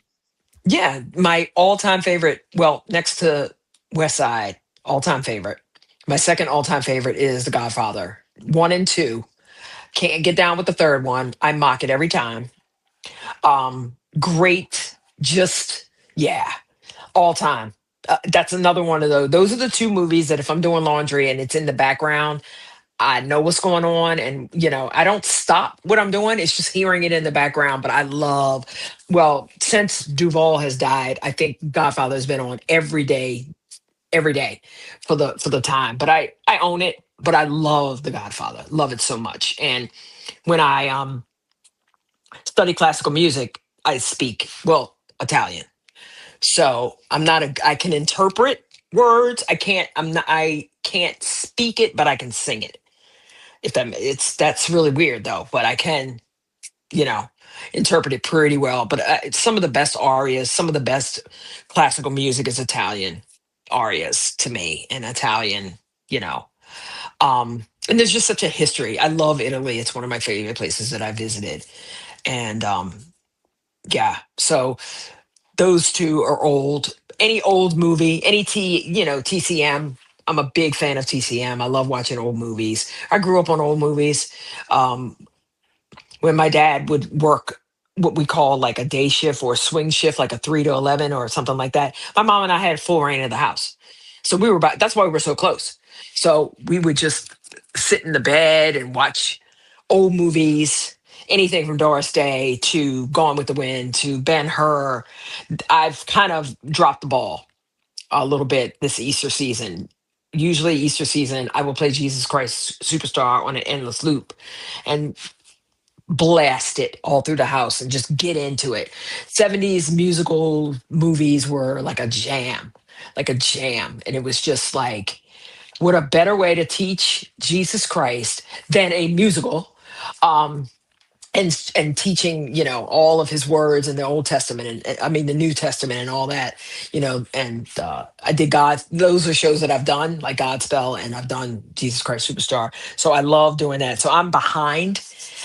And my husband's home, so he hates this. He's not going to want to listen to it. But tomorrow, when I get off from work, it's going to blare all the way. And I usually do it all the way up to Easter. I've always said this, men had the best roles in musical theater. And they yeah, love it, love it, love it, love it, love that. Those two movies are my all-time favorites. And television shows, the newer, I'm a huge RuPaul's Drag Race fan. um just love that. Love the Bear. I really like the Bear. I watched Shameless, so to watch Jeremy Allen White kind of coming come into his own. I love that. I love the Bear. It moves fast. I like anything that has that Aaron Sorkin type dialogue, very like fast. so many words. We used to watch a show called Sports Night. It had Felicity Huffman, Josh Charles, and the guy from 6 Feet Under. Can't remember his name. Oh, Peter, not Peter Strauss, but Peter, whatever his name is. You would know him if you recognized him, but he was in 6 Feet Under. Um, and it was about a sportscast network. Peter And it was Strowman? very, huh?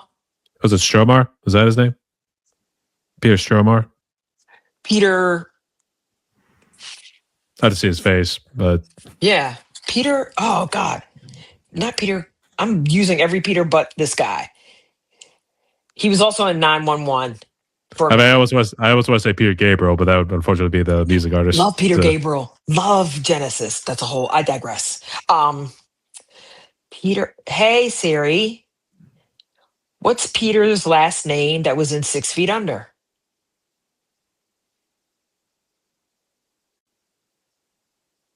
Oh, not my Peter. Oh, no. Was it going to call you Peter? She's so dumb. She's so Uh, dumb. She's so dumb. Siri. all right. Him. Yeah. And it's about a sports casting newsroom. And everybody and anybody who was in the West Wing is in this show. So Peter, Aaron Sorkin wrote for this show. And then he decided, well, he was a he had a horrible drug addiction, but he wanted to write about the White House. So he wrote The West Wing. And that show went off the air. I was so mad. So mad. It was like I want to say 3 seasons, almost 4 seasons. I was so pissed off. And so that's why to this day, when people go, have you ever watched The West Wing? I'm like, hell no. He broke my heart. Now I want to go back and watch The West Wing because I do like Martin Sheen. I have little pet peeves, ticks, if you haven't already picked that up. I just have things that annoy me, and that was one of those things that annoyed me. Um, so I do watch some old stuff, like we not old stuff, but my husband turned me on to 1923 and 1883. We're really into Taylor Sheridan shows, like Tulsa King. Um, those two, the ones that I've mentioned, and I'm gonna get on the Yellowstone bandwagon because it's all about the Dutton family. I like stuff like that, like families and where they came from. We watched this show with Tom Hardy because I think he's a brilliant actor, and Pierce Brosnan and Helen Mirren called Mobland. Amazing. It's Irish mobsters living in London. I live for it. I love it. And Helen Mirren is such a phenomenal actress. Like I have watched her do ebbs and flows of different characters.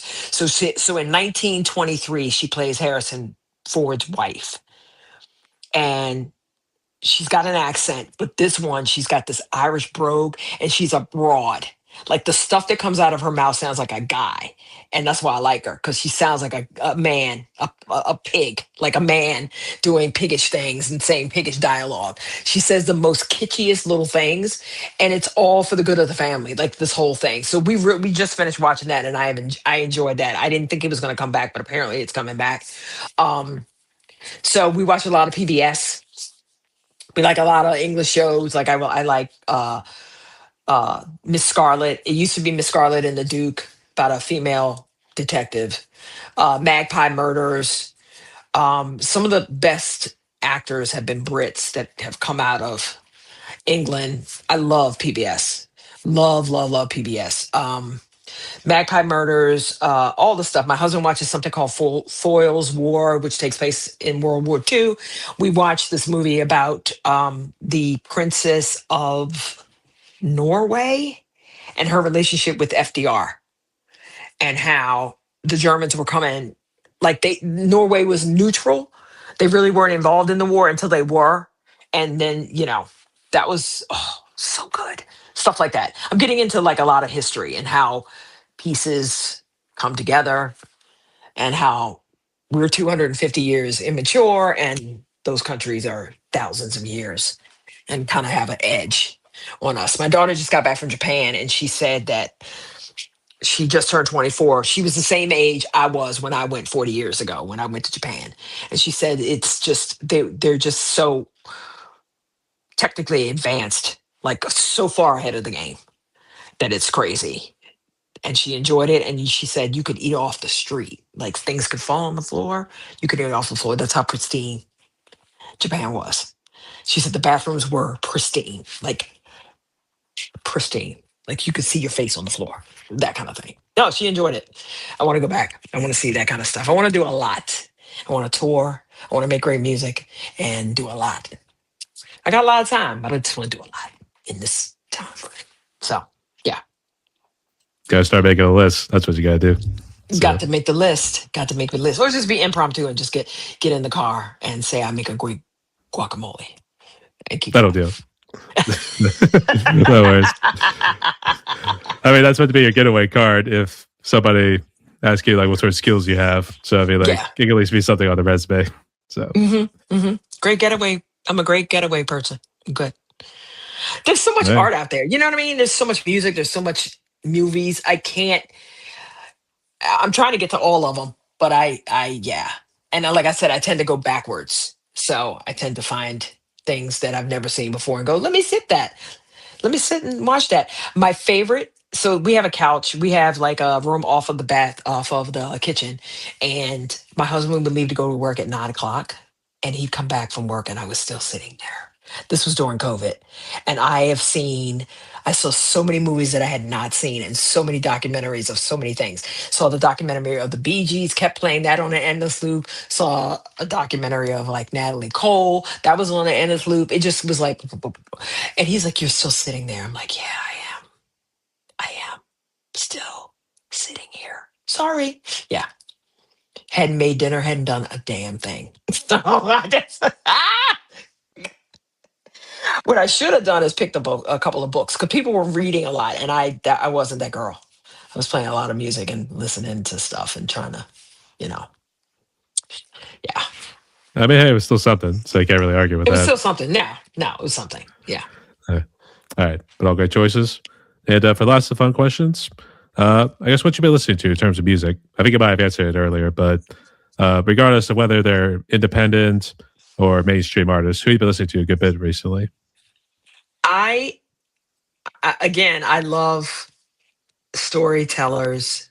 I'm dig and the flair for the dramatic. I am digging. When I say digging on, there's an artist out of the UK called her name is Becky Hill.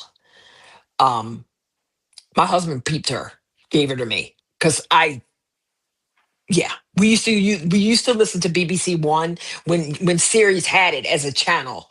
So we were listening to that. That's how we got hooked on EDM. A lot of things were coming out of the BBC. I love her, love Ray, love Olivia Dean. I'm loving the women that are coming out. I'm a huge Beyonce fan, huge Beyonce fan. I think in terms of watching somebody evolve, it's her. It From a voice standpoint, her voice has gone from, well, first of all, your voice gets better when you get older. Um, and just I want to say from Beyonce to Lemonade to the Renaissance to Cowboy Carter, I've just seen an evolution of her because I wasn't a fan. I'm not gonna lie. It was just too poppy. She was on my nerves and this and that. I was actually more team Jay-Z than I was her. And I started to really know, well, when she started to tell her whole damn life story through these four albums, I was like, wow. And she's written all of it and she's done it all. And she has fought for everything that she has earned, and she has done it in a way that has been very classy and very good. And then I go back to old stuff. I listen to a station. I know it's corny. It's called Kiki Lounge. It's on Sirius XM, but it's Andy Cohen, and it's Andy Cohen's mixtape of everything that he's ever loved. So it could be something as a French tune A Robbie Williams tune. I didn't understand. I didn't know Robbie Williams until I started listening to his station because he's a huge Robbie Williams fan. Wasn't a John Mayer fan until I started listening to the station. Appreciated the Grateful Dead because he loves like his knowledge and his mix station are just like how my brain works. It's what I'm in the mood for, and then it just comes out. Now, sometimes he repeats a lot of things. He does a lot of Cher, a lot of Madonna. These are gay icons. He's a gay man. I get it. I I will always sit there and I will hear and go, I just heard Madonna like 2 seconds ago. But there's some appreciation for Madonna. There were some tunes that I didn't take advantage of or listen to because my brain. I think my brain stopped at 99 when I got married. I think music had changed and I kind of turned my brain off, and 1999 is like that's the stopping point. But once I had a kid of my own, I wanted to teach her things. So I did the same thing, played a lot of music, taught her things. She'll come out of the blue, she'll call, she goes, I didn't know so and so was married to so and so. And I'll go, how do you not know that? Didn't I tell you that? Or something like that. So I exposed her to Simon and Garfunkel. Like I exposed her to everything my mother exposed me to. So she knows everything. She knows everything from Simon and Garfunkel, and then she gives it back to me by like Baby Keem, Kendrick. We were supposed to go to an EDM concert in Times Square. We were supposed to go some guy called Fred said, and I said, what's the Fred said? Um, and we ended up not going because we got lazy and we didn't feel like standing in the cold to hear EDM in Times Square. So we just didn't go. But they one night they took me to this place called the I Room, the ITV. It's a club in Queens. They have theme nights, and this night that I went was an 80s night, and I was in my heaven. Frankie Goes to Hollywood. I was jumping up and down like I was in college in the 80s. I was having a blast. And it was neat because it was right after my friend had passed away, and he and I had a love for Duran Duran. So there was a guy that was like wasted sitting on on the stairs, and he looked just like my friend. And I said, my friend came to visit me while we were dancing, and it was one of those moments. But yeah, I'm listening to everybody. I'm getting a clue. There's a song that the Grateful Dead did. It's a cover of I Was Made to Love Her by Stevie Wonder, but it's all scatting. It's some woman that they got, and she's like, and they're just jamming in the background, and she's singing it. I don't know what she's saying, but I like it. I have no idea. It's one of my favorites. Yeah, I'm getting into a lot. There was a girl. I work part time now, so I quit Apple, and I'm giving 150% to this, and it's fine. It's fine. And I also was starting to see the writing on the wall corporate wise, and I was like, I've been there 9 years, and you've changed. You guys aren't the same. And for my sanity, and I also wanted the freedom to be able to jet set, and if I got a gig and do all the thing, and I don't want to ask anybody permission, can I take my vacation to go on tour? I didn't, I get it. They have a business to run, but I I now work part time, and at my part time job, this girl walked in. It was Friday night. She walked in, and I'm talking to her, real sweet, real sweet. I'm talking to her and talking to her, and then my coworker asks her what she does, and she says, "I'm a musician." And I said, and I just looked at her. She's young, 22, and I looked at her, and her name is Amy Blue, and I pulled it up. Nobody was in the store but her, and I pulled it up on Spotify, and she's giving me all the things, like she has a soul of a 1970s like Karen Carpenter with a little bit of Billie Eilish mixed in. And she puts up some songs on the thing. She did 2022. I said, ma'am, it's 2026. You need some new material. And she goes, I know. And I looked at her and I said, I really want to tap in with some young people. Can we have, like, can I call you one day and we just sit at a coffee shop and have a conversation? I said, you write music, I sing. I want to get a young person's perspective on the storytelling. And I think you and I would hit it off. So we exchanged information. And I said, if I go on the road, I'm taking you with me. I don't know where we're going, but we're going. I said, I need a young person that's going to be on this tour with me, and I need her to open, and I need her to find her voice. Because I'm somebody that if I've always, and that's part of like my producing and directing part of my life that I like. I know what I see and I know what I hear, and in my gut, I know that this could be something. None of us breaks are few and far between. Happiness in doing what you do is forever. I don't necessarily want to be rich. I just want to enjoy what I do. I never was. That's why I don't have any money now. Um, all the money that I had on all the national tours and stuff, I would have been a millionaire. But I did what I was supposed to do. I was immature. I spent my money. I went shopping. I did all the things, and I don't have a dime to show for it. But I got every memory right here to tell. And I think that's what the young people need to know, that it is. You've got to make sure that it's joyous, that it's not a job, that it's work, yes, but it's a joy. You may or may not hit it, but the few people that will listen and like it, that's something to be proud of. That's something to be proud of. I never thought for a minute that I would be on Spotify. Not and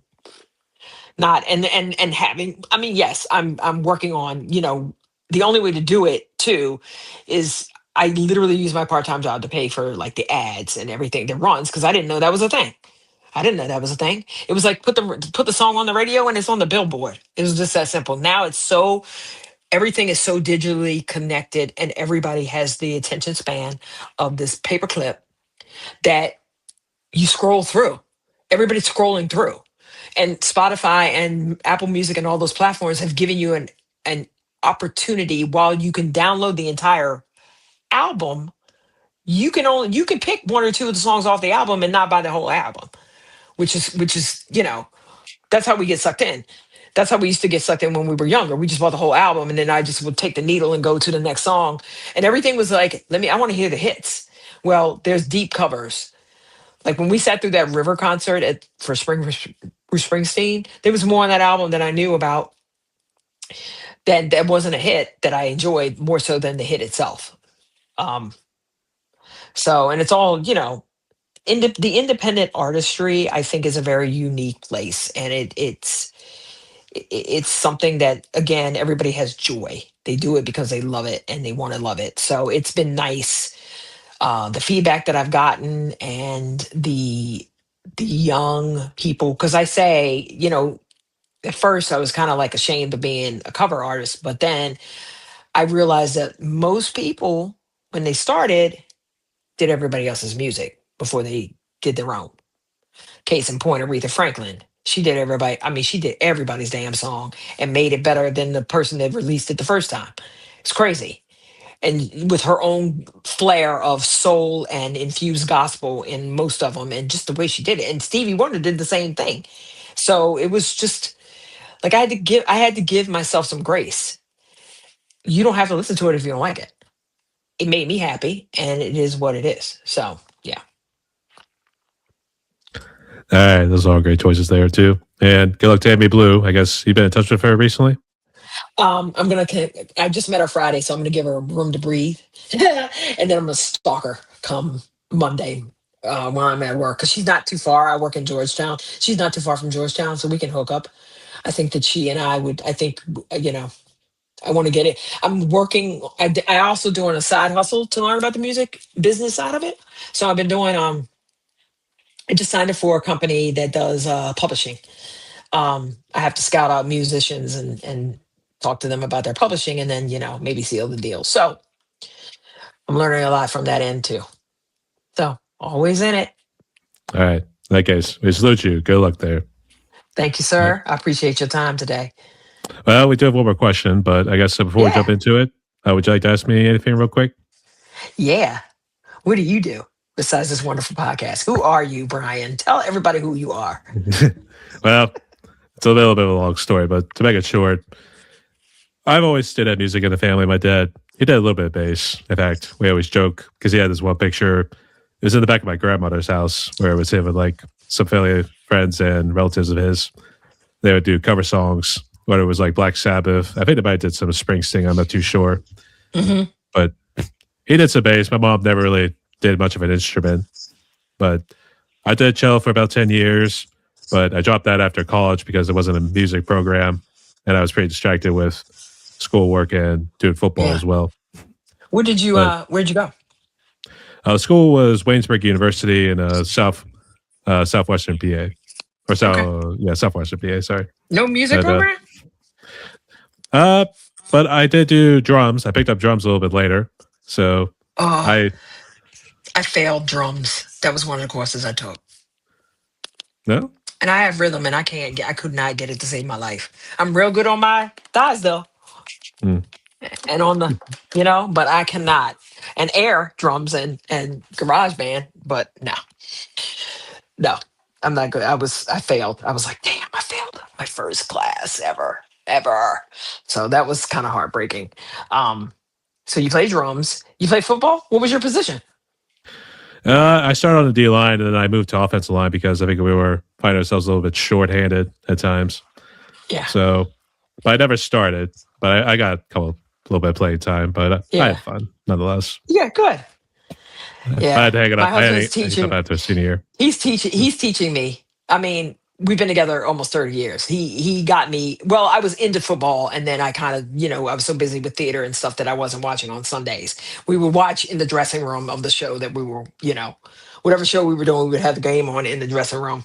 And sometimes I would miss a cue to get on stage because I'm too busy, like gawking.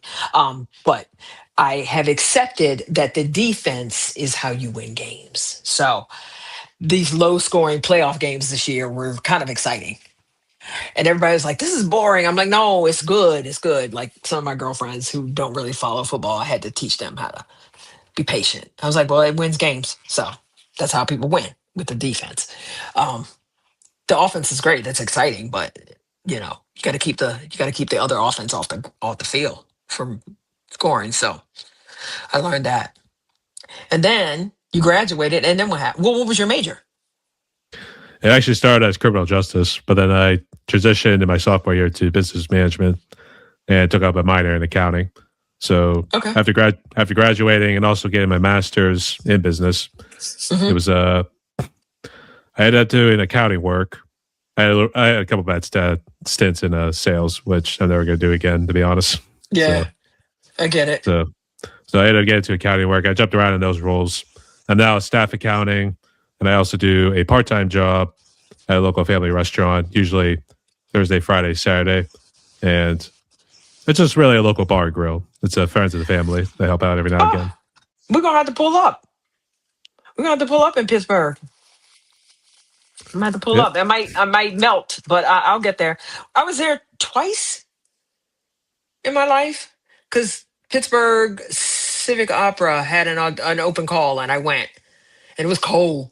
I remember that getting out of the car in my boots, almost slipped, busted my ass. Oh, and then we saw they're done now, but they were like new townhouses, so you could see the bridge over the hill. That bridge is badass. I'm not mad at it. I like it. But like there was like these new houses that they were building, and I said to my husband, I said, we could be kings in Pittsburgh and live right here.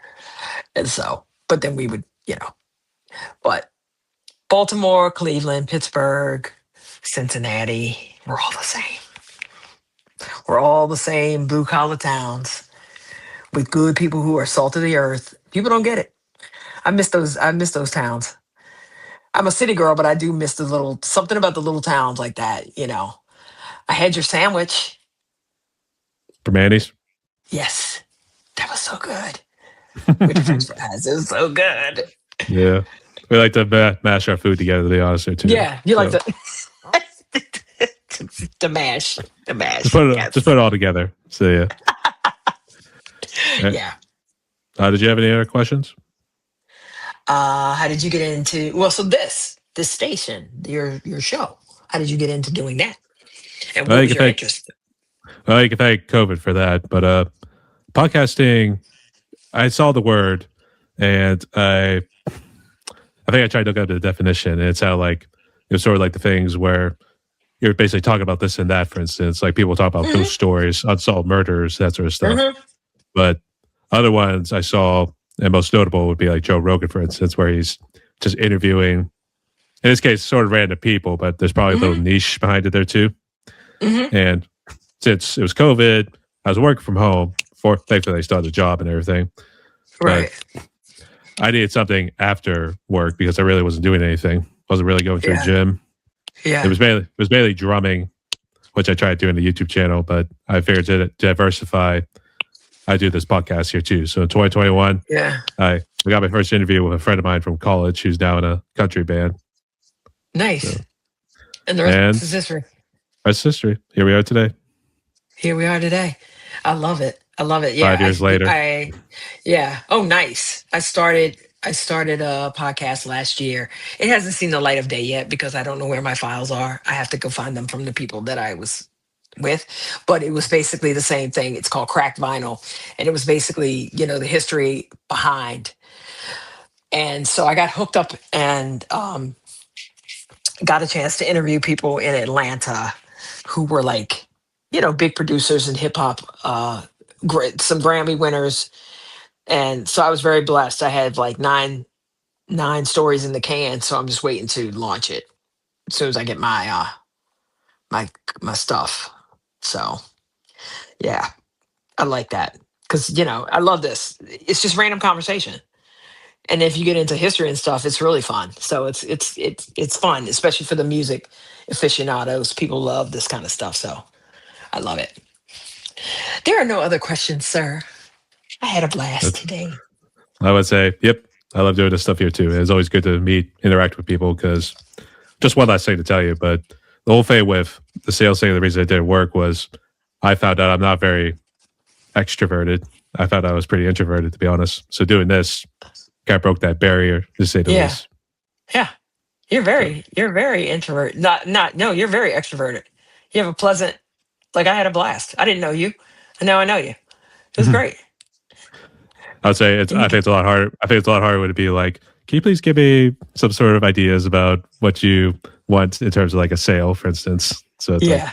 Yeah. so try to like sell something. I don't think it's like, oh boy, there's like a script and that sort of stuff. Right. So I mean, that's why it never worked, but there's Yeah. a story. Cool. All right.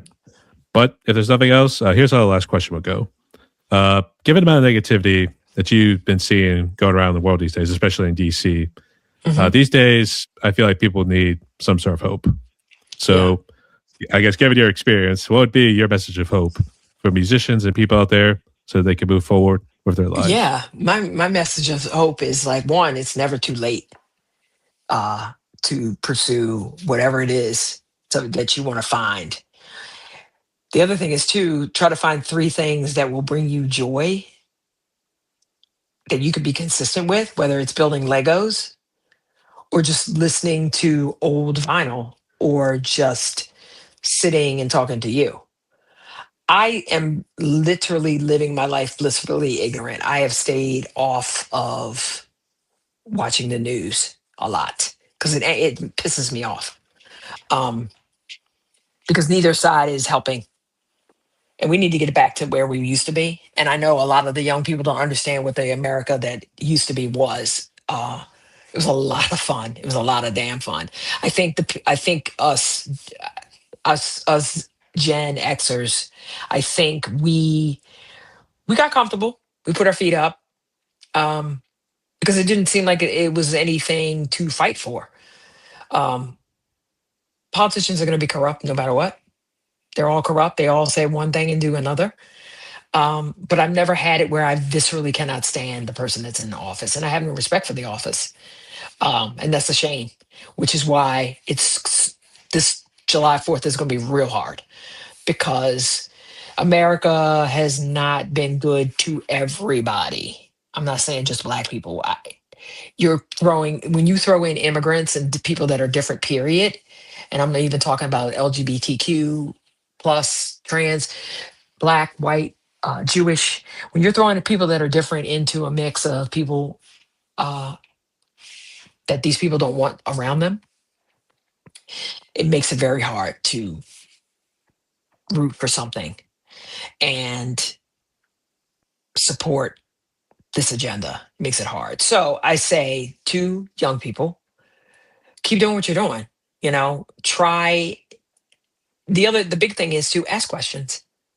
You're not going to learn anything unless you ask questions. Ask questions, and I guarantee you, you will get an answer. Um, and that's important. So ask questions, learning, keep evolving, keep changing jobs. I mean, at this point, gas is $5, so you're going to need more than one job. Um, and then if you can do part time, like my daughter's a writer, is in the fashion industry. My her boyfriend, I'm thinking soon to be son-in-law, he was a film major, and I said I had dinner with them on Wednesday for her birthday. Well, her birthday's today, but I sat down and had dinner with them, and I told them both. I said, "You're not going to get rich. If you guys told me tomorrow that you want to get married tomorrow and you want to go to the courthouse, go to the courthouse. It's $20. Sign a little license, you'll be married. Done, done. Don't make it a big thing. Don't make it, make who you want to be there, be there." I said, we spent a lot of money, and that was back in 99. So when I hear people getting married now and how much it costs, I would never do it. I would get married, but it wouldn't be what it was when we got married. The inflation and all that. It was like, I'd rather give you money for a house um, than going through all of that. But I also got married late, and I also got married as an adult working a job, paying my own bills. So it was different. And I just told him, I said, you might have to get something that you're going to absolutely hate, but if it's going to put food on your table for the time being, just do it. And then build from there and go to something else or go to something else. But everybody's parents had us waiting, had us worrying and waiting about, oh my God, insurance and all of that. It's a headache. So I want young people, and I want people who are even my age, it's never too late, and do what you love to bring you out of your shell, to make a world a better place, to put a smile on somebody's face. I do music because I want somebody to smile and say they enjoyed that. Again, not to be rich. That will come. So yeah, that's my soapbox for the day. In that case, spoke like a true prodigy. There you go. Thanks. But yeah, totally right about that there too. So I would say, yeah, the jobs, they release something, but they weren't necessarily like maybe the most well off sort of jobs. It was at least something to kind of start off, to be honest. So yeah. Yeah.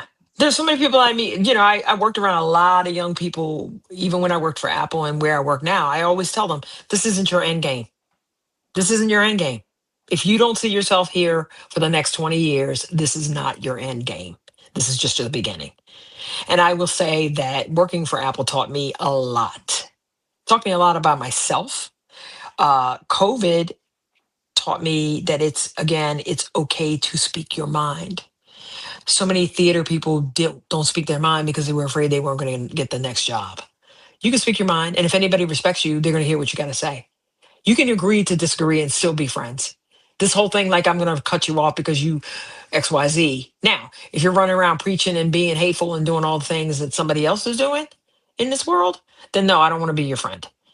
Because what you're telling me is that I don't matter as a woman, as a Black woman. I don't matter if you're going to follow the path of this.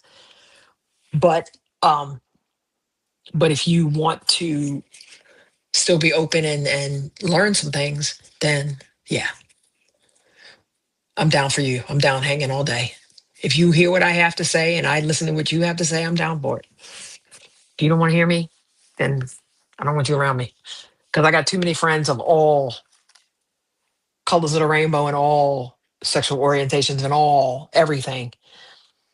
I don't have time for hate. Just don't. So that's for sure, though, too. But thank you so much for sharing there, Anya. It really does mean a lot. Yeah. Yeah. All right. So we have reached a podcast here, Anya, and we have talked a little over 2 hours. But I guess before we close out, would you like to give any shout outs to anybody real quick? I would like to give a shout out to my daughter, Marika, who turns 24 today. Woo! You are my inspiration and my best friend. So I appreciate you. And I appreciate all of you guys trying to do this because it's important. We need it, and it's important to have music because it makes the world go round. So that's it. All right. And just real quick for the audience sake, can you list what social media and streaming platforms you're on so they can check you out and interact? Yeah, my artist name is the Anya Audette, so it's going to be TheAnyAAUDETTE.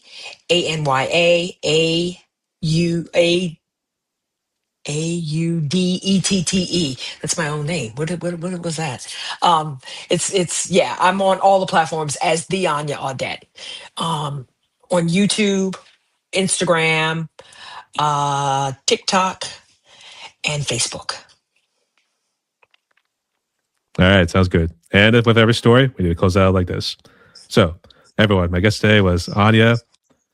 I want to keep saying Rebel, but Nebel. We'll say it that case. Anya Nebel. Yeah. There we go. So, nonetheless, she's part of our own little group right here. She actually got some good material coming out here too. And you can also check out some of her covers. And if anyone wants to check out any of her music, I'll also provide a link in the description below, so you guys can also check it out, because she also did Nice, Get This Party thanks. Started.